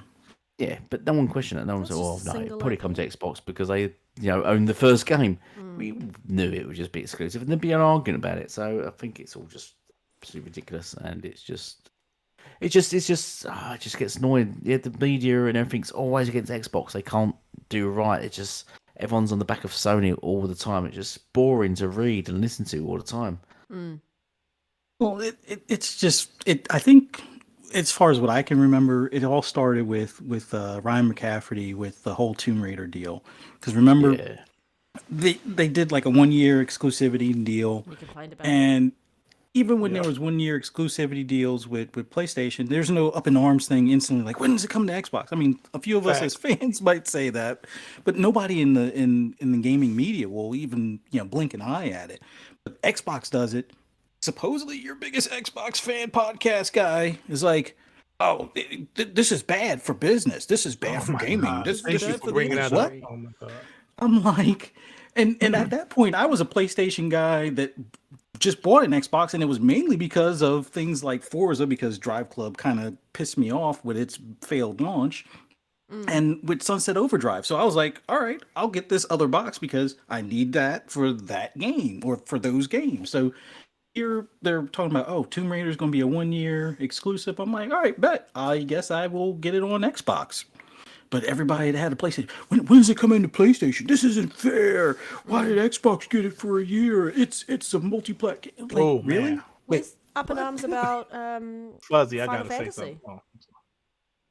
Oh, yeah, Right. go ahead. Well, let me say what Fuzzy brought up. Man, I almost forgot about that. He's 100% right. When Xbox, first thing, when it was announced that Tomb Raider was exclusive, like he said, everybody, all the media went, when is it coming to PlayStation? This isn't fair. This is not right. This game should not be an exclusive on Xbox. And then they got, I believe, either Crystal Dynamics or Square Enix to admit it was a 1-year timed exclusive. And I remember this vividly because it was like a damn cross-examination in the courtroom. When is it coming to PlayStation? When is it coming to PlayStation? This isn't right. This game should not be PlayStation exclusive. And when you look at Xbox, I mean, with PlayStation timed exclusive games, we hear nothing. It's crickets. Absolute crickets. Panda just said Final Fantasy VII Remake. Crickets. I understand the game was big on the PS1, but Final Fantasy games have been multi-plat for a while. Crickets. Nothing. So, and I'm glad you brought that up, Fuzzy, because I almost forgot about that. Well, that just proves to me that Sony have the media in their pocket. If that doesn't, then I don't know what will. Because it's two different stories, right? PlayStation can do it, but Xbox can't. And if Xbox does do it, case in point, they kick up a stink. Yeah. So if there's not media bias, then I don't know what it is. But that was bullshit. Ryan McCaffrey, he's not really an Xbox guy, as much as he claims he is, or has an Xbox. Yeah, has an Xbox podcast. He doesn't know. The fact that he turned around, I'm just going to go on a quick rant here. The fact that he turned around and didn't understand what the Xbox Series S, who it was for, and he's in the media and he's about video games. The fact that he lives and breathes video games and he didn't understand what the Series S was for or who it was for, that was right where I just went, you know what, this guy has no idea what he's talking about in any way, shape, or form. So it is what it is, but it's frustrating. The Series S is it's for people definitely who can't frustrating. get an X, right? Just ask Elite. Sorry, Elite. Elite's asleep. Yeah, I was kidding. What you ask me? No, sorry. Go. Who was talking? Was it Fuzzy? Sorry, it's just your monotone voice. God damn it, guys. Yeah, no, he's Ryan McCaffrey. Ryan McCaffrey is about as reliable as Colin Moriarty. Oh, and speaking of Colin Moriarty, did anyone see his comments that Xbox games are not Xbox games? Don't get me started with this POS. Well, we want you to start. Let's This is go. a great topic. Fight. Oh man, I'm so now. Remember, this is the same guy that said, "Xbox, why buy Ninja Theory? Why buy Double Fine? You piece of shit." Yep. They're trying to see. This is what I hate, man. I love it. This is why I can't stand the hypocrisy from these PlayStation fanboys. Xbox needs some new studios. Xbox need new IPs. Xbox need games. Will Xbox compete? Everything they said last generation, Xbox has done. I always say, every time Xbox answers their questions, will Xbox compete? Yes. Will Xbox add some new IPs? Yes. Every time they answer their questions, they change the questions. Mm-hmm. The ponies change the questions. So here, this guy, he said before, Xbox need new IP. Now they have new IP. Well, you know what? That's not their game. Starfield was in development before Xbox bought them. Redfall was in development. That's not their game. All of these games are all of a sudden not their games. Listen, I know one thing. Somebody left a comment on my last video. If you grow an apple in your backyard or you buy it from the store, it's your apple. Damn right. So this is like the BS that comes out of these people's mouth, man. Yep. I just can't believe it. And it's funny they say these are not Xbox games, but at the same time, they will, if it's a bad experience, oh, that's an Xbox game. I call somebody out, and y'all know who I'm talking about. Look. He has said Starfield is not Xbox game. They shouldn't get credit for it. So I had a receipt of him, June 2022 E3, the Starfield gameplay. He did an analysis, and he said the game is trash and blamed it on Xbox. Okay, you said it's not Xbox game, but then you said it's trash. Blame is Xbox fault. Make up your mind. So that's the thing. They want to say if a game, I guarantee you this. If Redfall gets in the high 80s, oh, that wasn't their game anyway. If Starfield gets in the high 80s, that wasn't their game anyway. If Redfall gets in the low 70s, Xbox fodder, Game Pass fodder. Yep. What has Xbox done to Arcane, Starfield? We knew the game was trash. See what I'm saying? Game Pass is making worse games. Yeah, like this is the reason why it's watered down because of Game Pass. A game like Psychonauts, Xbox had nothing to do with. Psychonauts 2 was a Kickstarter game. We saw an interview with Tim Schafer saying they literally had to take out every single boss in the game until Microsoft bought them. When Microsoft bought them, they were able to add every single boss back into the game, and they delayed the game for a year to do that. So people say Xbox had nothing to do with Psychonauts 2. What? But of course, Psychonauts 2 got nominated for Game of the Year. It was a good game, so Xbox had nothing to do with it. But I'm saying, every time they change the narratives, and Colin Moriarty, he's a smart guy, but his hate first of all, he hates Xbox. I think he hates Xbox more than he loves PlayStation for whatever reason. He said Phil Spencer's a liar for saying Xbox Game Pass is profitable. He says Phil Spencer's full of shit. He just hates Xbox for whatever reason. And so this guy here, man, I just don't understand it, bro. It's just that's why I can't take these guys serious. Considering he said that he would believe if Game Pass was profitable, if they said it was going to be profitable, and then he turns around and he's like, I don't believe them. As soon as they said it's profitable. Max, Phil Spencer himself said it's profitable.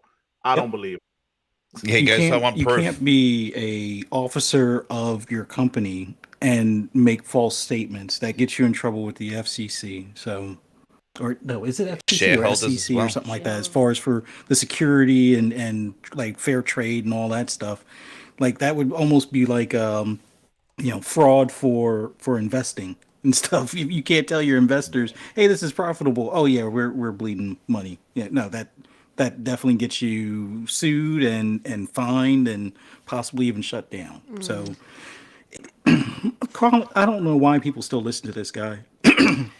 Like, if it's something PlayStation related, yeah, all right, fine, listen to him. But if it's not PlayStation related, I wouldn't say he's lost his mind, but it's like, let's just look at things from the most basic standpoint. And this is, I get frustrated with stupidity. So if it's not an Xbox game, tell me what other platform can you play the game. If you can't play the game on another platform, guess what? Ding, ding, ding, it's an Xbox game. Fact. Whether you want it to be or not, it's an Xbox game. Like if Starfield, when it comes out, if you can't fire it up on your PlayStation, guess what? It's an Xbox game. You can't fire it up on your Switch. Guess what? It's an Xbox game. Doesn't matter what your feelings are. Doesn't matter. It's an Xbox game. You have to be on an Xbox platform to play the game.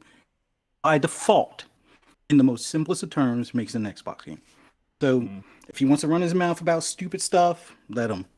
Stupid, play stupid games, win stupid prizes. He's the king of that right now. So, yeah, I think all I gotta say is if it's not an Xbox game, you don't want to give Xbox credit, then go ahead and play it on your PlayStation. Oh yeah, that's right, you can't. So that's all. I'm sorry. BTS Fuzzy. I gotta get you back on WBG, man. If you talk stuff like that, man. There you go, bringing people together. I think the simple answer is fear. As soon as and it goes back 20 years. As soon as Xbox came into the market, all PlayStation fans feared Xbox because they know the might behind them, which is Microsoft. And it's been up and down, as we all know, for Xbox over those 20 years. And that's why they've all been so on their ponies, on their high horses, going, Xbox has no games, they suck, they can't, get good Metacritic scores, even though that's not true. And none of it's true. But they fear that Xbox is going to switch on and they're going to take over. And that's exactly what's happening right now. All of this stuff, I mean, we've been seeing it for years, but all this stuff that's been happening, Game Pass, the ABK deal, all these other acquisitions that they've done over the last couple of years, it's all in a build-up to take over as leader of video games. And they fear it. They don't want a world where PlayStation either isn't number one or becomes a third party. I know a lot of people don't think that'll happen. I still do think at some point someone will buy Sony out, PlayStation out. But anyway, that's years down the track, long time away. But they don't like that. They want to be number one. They want to be on top. They want to have the best games and the best this and that. And that's just not the case. They only have one type of game that's better than Xbox at the moment, which is the third person over the shoulder game. That's it. Every Xbox has everything else. Shooters, puzzle games. We've got everything else on. They've only got one type of game. Yeah. That's it. But they fear that's what it boils down to. If you look past everything else, it's fear. Absolutely. What do humans do when they fear something? They lash out. It's natural response, right? You either run or you lash out and try and kill it. If you're in front of a tiger, what are you going to do? You're going to try and run or fight it? Just run faster than the person. But you know what I'm saying, right? So this is their natural reaction. They don't like it. They want PlayStation to be number one, and their fear causes them to say this dumb shit. Facts, bro. Hey, can I say something right quick? For sure. You said you made some great points about PlayStation and their style of games. I say this all the time on my show, but I really feel as great as the PS4 generation was for Sony, the sales, the critically acclaimed titles they had, I think something is biting them in the ass. And you guys just alluded to it. They only have one style of game. PlayStation literally noticed the industry changing before their very eyes. While single-player games are still cool, they also very expensive to develop, especially the style of games Sony make. They're very expensive to make. And they're seeing these multiplayer games, these live service games, making all of the money. Obviously, PlayStation knows because they're a console, and they have all of those games on their console. They have Fortnite, Call of Duty, Warzone, everything. They see that. They have no multiplayer games. That's what's coming back to bite them in the ass. First party, no multiplayer titles. I say the Xbox, I bring up the Xbox 360 generation because as great as that generation was, it came back to bite Xbox in the ass because they did not invest in first party. They depended on third party to make exclusives for them. Hell, they didn't even own Gears in the Xbox 360 generation. So if you think about that, PlayStation, depending on Call of Duty and these other multi-platform games to make their money, and now it's coming back to bite them in the ass because their biggest multi-platform game that makes them the most money is about to be acquired by another company, and they're crying about it. And one more thing before you guys go. Like I said, with the Xbox 360 generation hurt them, Xbox, the beginning of the Xbox One generation, they had a lot of exclusives. Yeah, they did. They had Rise on the Rome. Third party. We'll never see another Rise game. Had Sunset Overdrive. They had Titanfall. EA owned that. They had Sunset Overdrive. Sony bought them. They had Dead Rising. Capcom. So it's like, you see what I'm saying? And Xbox realized, Phil Spencer realized, we need to invest in our stuff. Yeah. Because you think about even Crackdown 3, that amazing Crackdown multiplayer footage from 2015, Gamescom 2015. That was great. But what happened? CloudGen, the company that made that, got acquired by another company. And it's out of their hands. They can't do nothing about it. So Xbox are putting themselves in a great position with multiplayer games, with RPGs, with 32 studios after the ABK deal is completed. Meanwhile, PlayStation, they're playing catch-up trying to have these live service games. But guess what? All those games are just started development. They're years away. Yeah. So, I mean, you listen to like what he said anyway, like the whole statement around Xbox. you can't say that these are Xbox games is ridiculous. You have Xbox to thank for Psychonauts 2, the way it launched, the way it released, the extra time and effort. They could increase the scope of the game and delay it and put more money and time into making the game better, and as a result, everyone who got to play that title, wherever you played it, whether it was on Xbox, whether it was on PC, whether it was on PlayStation, you got a better version as a result. So you can't turn around and say Psychonauts 2 is not allowed to be an Xbox game. Doesn't matter. Xbox owns it. It's an Xbox game. Doesn't matter. PlayStation now owns Destiny, or Bungie. Destiny is a PlayStation game. Yes, it's going to come to other platforms, but as far as everyone's concerned, the company is owned by PlayStation, so as far as perception is perceived, how you see it, it is by default then a PlayStation game as a result.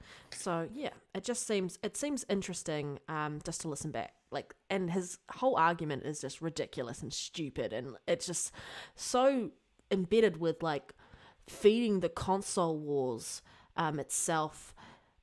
I don't know, every time sometimes he has good takes, sometimes, very rarely, but he's just so antagonistic, and the stuff he says is so stupid, and to turn around and, as you guys said at the beginning, why would you purchase Ninja Theory, this Hellblade?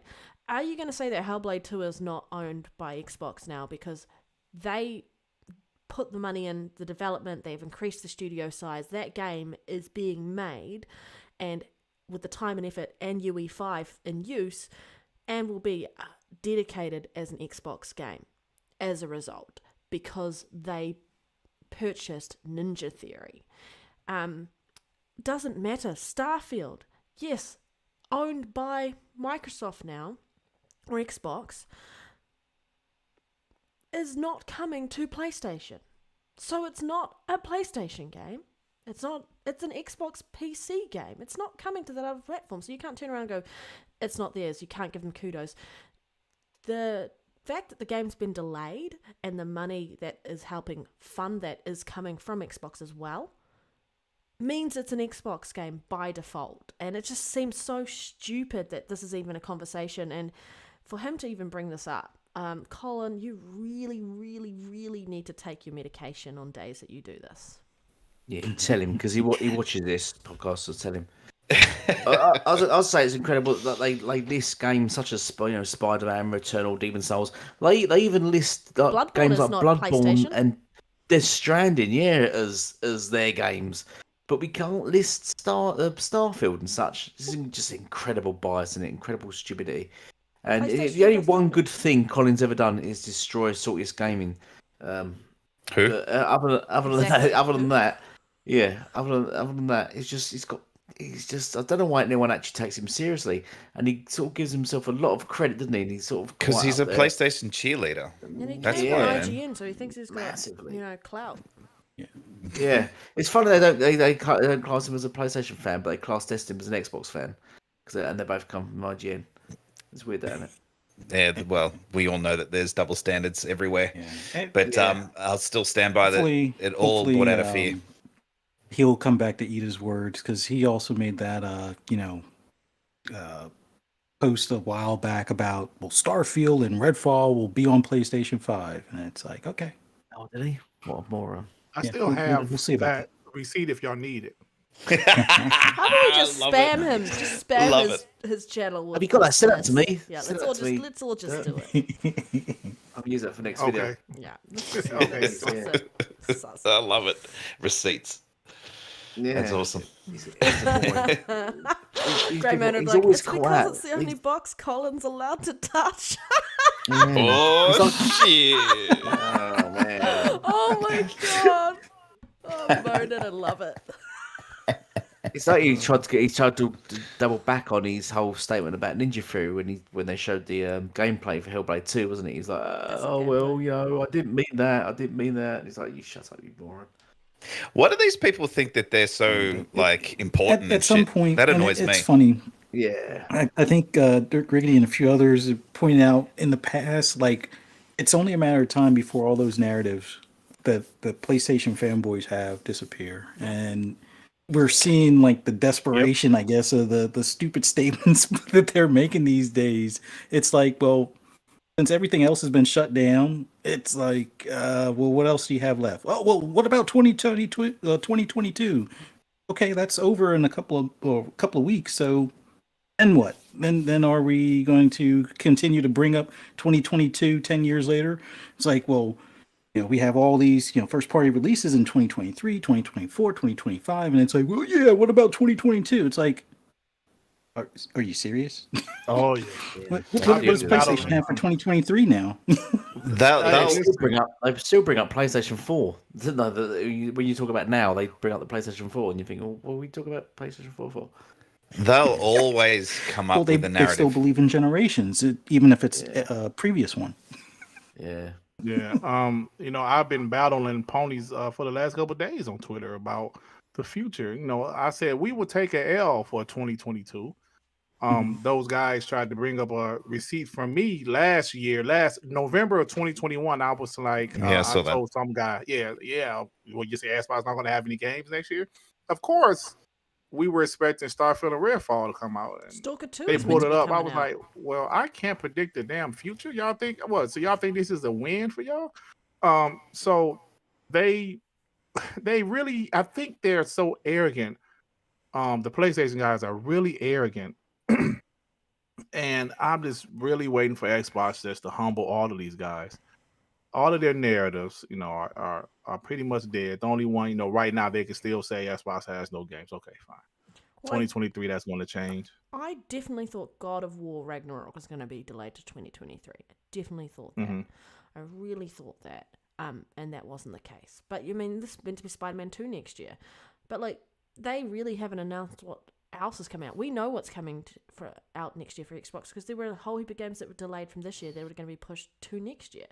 And there'll be games that will be would have been slated for next year that will be pushed to the year after unless they really want to kind of... There will still be games that were slated for next year that will be coming out. But there isn't a lot about what's coming in the future for PlayStation at the moment. They've been real quiet. And it's like, just open, just tell your fan base, just tell everyone else. If you want them to buy a console, tell them what's coming next year. People know that Starfield is coming next year. People know Redfall is coming next year. People know this. Forza Motorsports will be coming next year. There's lots of games coming next year for Xbox, but there's not a lot known about what is coming out next year for PlayStation. That's because there's nothing besides Spider-Man 2. Yeah. Spider-Man, and that's about it. And if people think Wolverine's coming out next year, they got another thing coming. Don't worry, the flip gets script. The script will get flipped next year, and we'll be turning around saying PlayStation has no games. Well, you know what? I'll gladly do that. Yeah. I think Sony is trying to delay the inevitable as well because they know they've got no, as sort of what when you guys touched on earlier, they've got no multiplayer games to compete, and I think they're trying to slow the progress of everything down so they get a chance to get out games like The Last of Us 2 multiplayer and stuff like that. I think that's why they're just trying to hold back everything because I think they probably have got games in the pipeline, but they're not going to release anywhere near on time to compete, and I think they're just trying to slow down the whole industry so they can basically catch up. Their moves that they've been making, PlayStation's been making with their acquisitions, are not going to come to fruition properly for a few years. Just like Xbox's ones, when they started purchasing studios in was it 2017? We're still waiting for some of the fruits from those acquisitions to actually show up, and actually play those games. And that's the same with what PlayStation's doing. You're going to have to be patient and wait. And the sad thing is that they don't want to wait. And Xbox is firing on all cylinders because they made these moves a lot earlier. And now there's going to be a shit ton of games. The floodgates are going to open, and then that's the reality of the situation. It's like you guys trash talked Xbox, and now you're going to have to eat crow for several years as a result. Yeah. And Sony have got no heavy hitters to rely on now because they've just released God of War, Horizon Forbidden West, Gran Turismo, and The Last of Us. That's their biggest franchises. That's their heavy hitter. That's their biggest franchises. They're not going to have any franchises like that coming out now, going forward, other than another Spider-Man game, the third in 5 years. They've got no more sort of big franchises. They're going to have to rely on new IPs, and I think that's what's going to cripple them. I don't think they've got much in the pipework. When When's that Jade one coming? Oh, what's that? What I can't even think of what it was that Square Enix is making. When's that one due to come out? Is that next year? I can't remember what it's called. I don't know. Yeah. Well, shout out to everyone who has joined us today, and shout out to Fuzzy Belvedere and Griggity for joining us and being amazing guests, as like always, Griggity, and so nice to actually meet you and talk to you, Fuzzy. It's been awesome having you on the show. Was that our last topic? That was our last topic, right? Yeah. I think It was our last topic of the day, yes. Shout out to the chat. Yeah. I'd just like to add, Colin Moriarty was POS of the week. There we go. I wonder where you stole that from. Yeah. That's trademarked. You can charge him for that. Yeah. That's funny, man. I like the of the week bit. But yeah, Colin Moriarty was the POS of the week. Yeah, it was great. I can't stop saying it. It was great having you both. Two fantastic guests, and Well, three, because we appreciate you coming to Elite. Yeah, we do. Every week you show up, and we don't know why. Because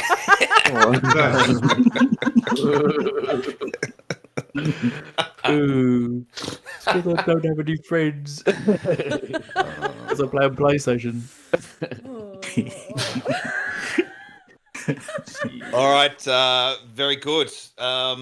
Fuzzy, we'll start with you. Where can we find you? Let everyone know what social media you're on and all that good stuff. Share it out. Well, just want to thank you guys for having me on. It was awesome being here with you guys, and awesome also having Dirk Crickety on here as well. Man, this was just great. Just shooting the shit with you guys over the Discord and stuff like that. But man, oh man, for anybody interested in anything of my rambles as far as gaming related stuff, just follow me on Twitter. Also trying out Hive and Mastodon, and also on Instagram, where I post some pics for Forza stuff every now and then, or Gran Turismo stuff. But man, just awesome being here with you guys. Greatly appreciate the offer, and man, had a lot of fun. Thanks again. Yeah, you feel free to jump on the trolling Elite bandwagon. It's more than welcome. Yep, and let them know what show you're on. Yeah, you can also catch me on Xbox Ultimate later on tonight, 10 p.m. Eastern Time on Fun Speculations channel. The Shop Podcast Saturday, 8 p.m. Eastern Standard Time. Tomorrow on PTK Blam's channel. I think Dirk, you're on there with us tomorrow as a special guest, right? Yeah. Awesome.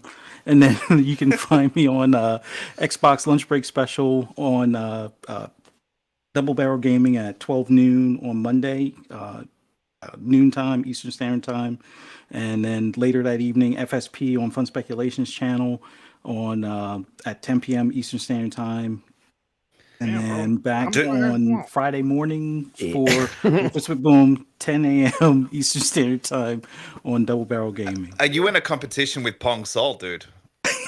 What's going on? No, but I'm retired, so it's like I'm either listening to podcasts while gaming, or on a podcast while gaming, or just sometimes on a podcast. So it's a lot of fun just talking, about my favorite hobby. So nice. Awesome. Damn. Yeah.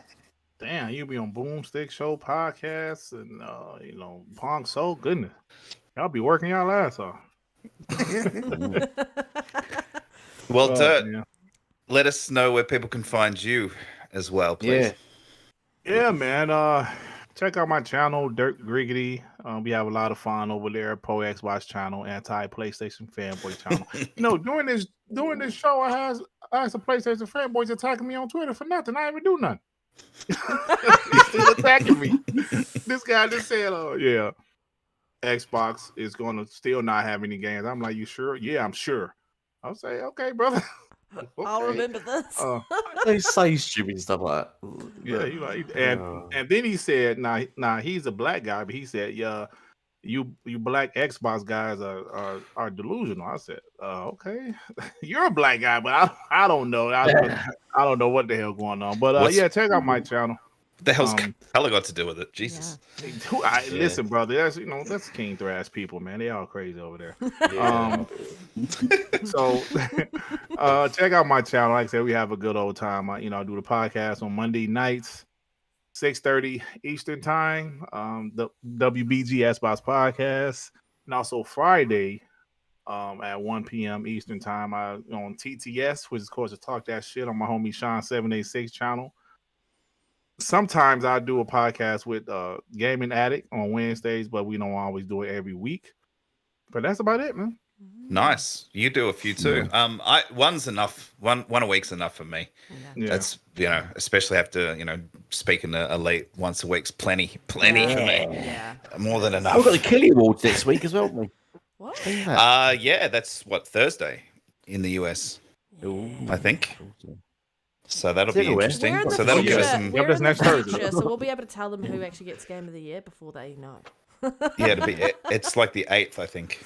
So it'll be Friday for us here in Australia and New Zealand.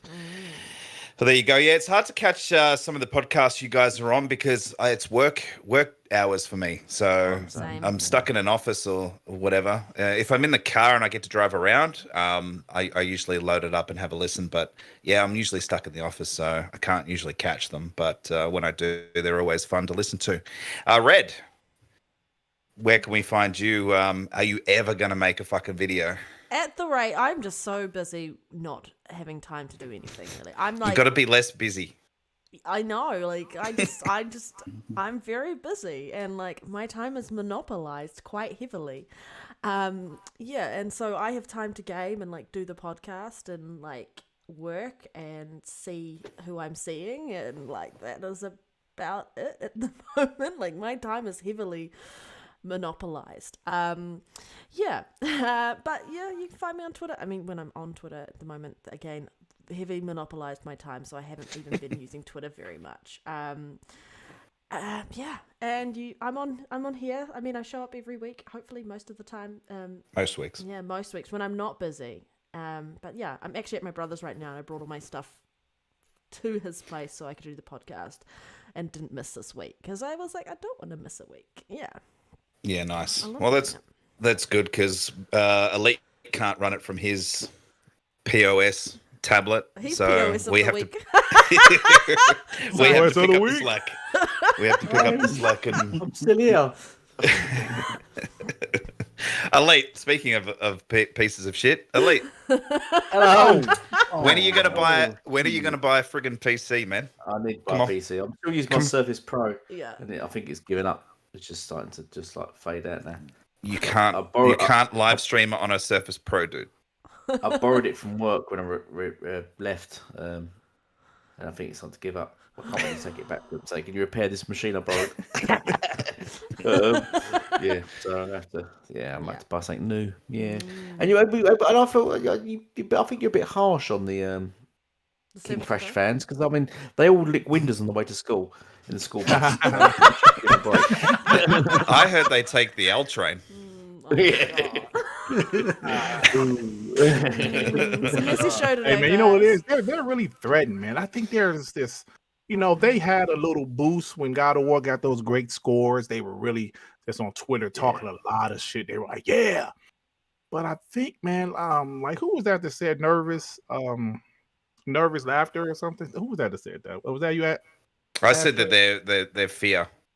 Yeah, I'm telling you, man, it's crazy because for a guy to say tell me Xbox future looks bad, I really that mean come on, man, stop it. Stop it. Xbox future looks incredible, and it's just like they're just I don't know, man. They're at a point. I think they know secretly. They don't want to admit it, but Xbox is about to be amazing. Yeah. Starting next year and beyond, and they want the old Xbox One back with 5 studios. That's what they want. And they've been trash talking it for so long. How are you going to come back from that? Yeah, it's like their own pride and their own ego. They've kind of cornered themselves. And they know guys like me have a bunch of receipts. Oh, I have folders in my phones full of them. Oh, it's going to be a fun time in the next 12 months on Twitter. You damn right. Following your account, man, for sure. Oh, yeah. All right. Well, you can find me Ashtrey Gaming everywhere, all spelt the same with a TREY on fuck you, Elite. On YouTube, Twitter, like everywhere, Xbox, PlayStation, all of it. Yeah, welcome to my show. Thanks for coming. See you next week. Right. Bye. Bye. Thanks for having us. Yep. Later.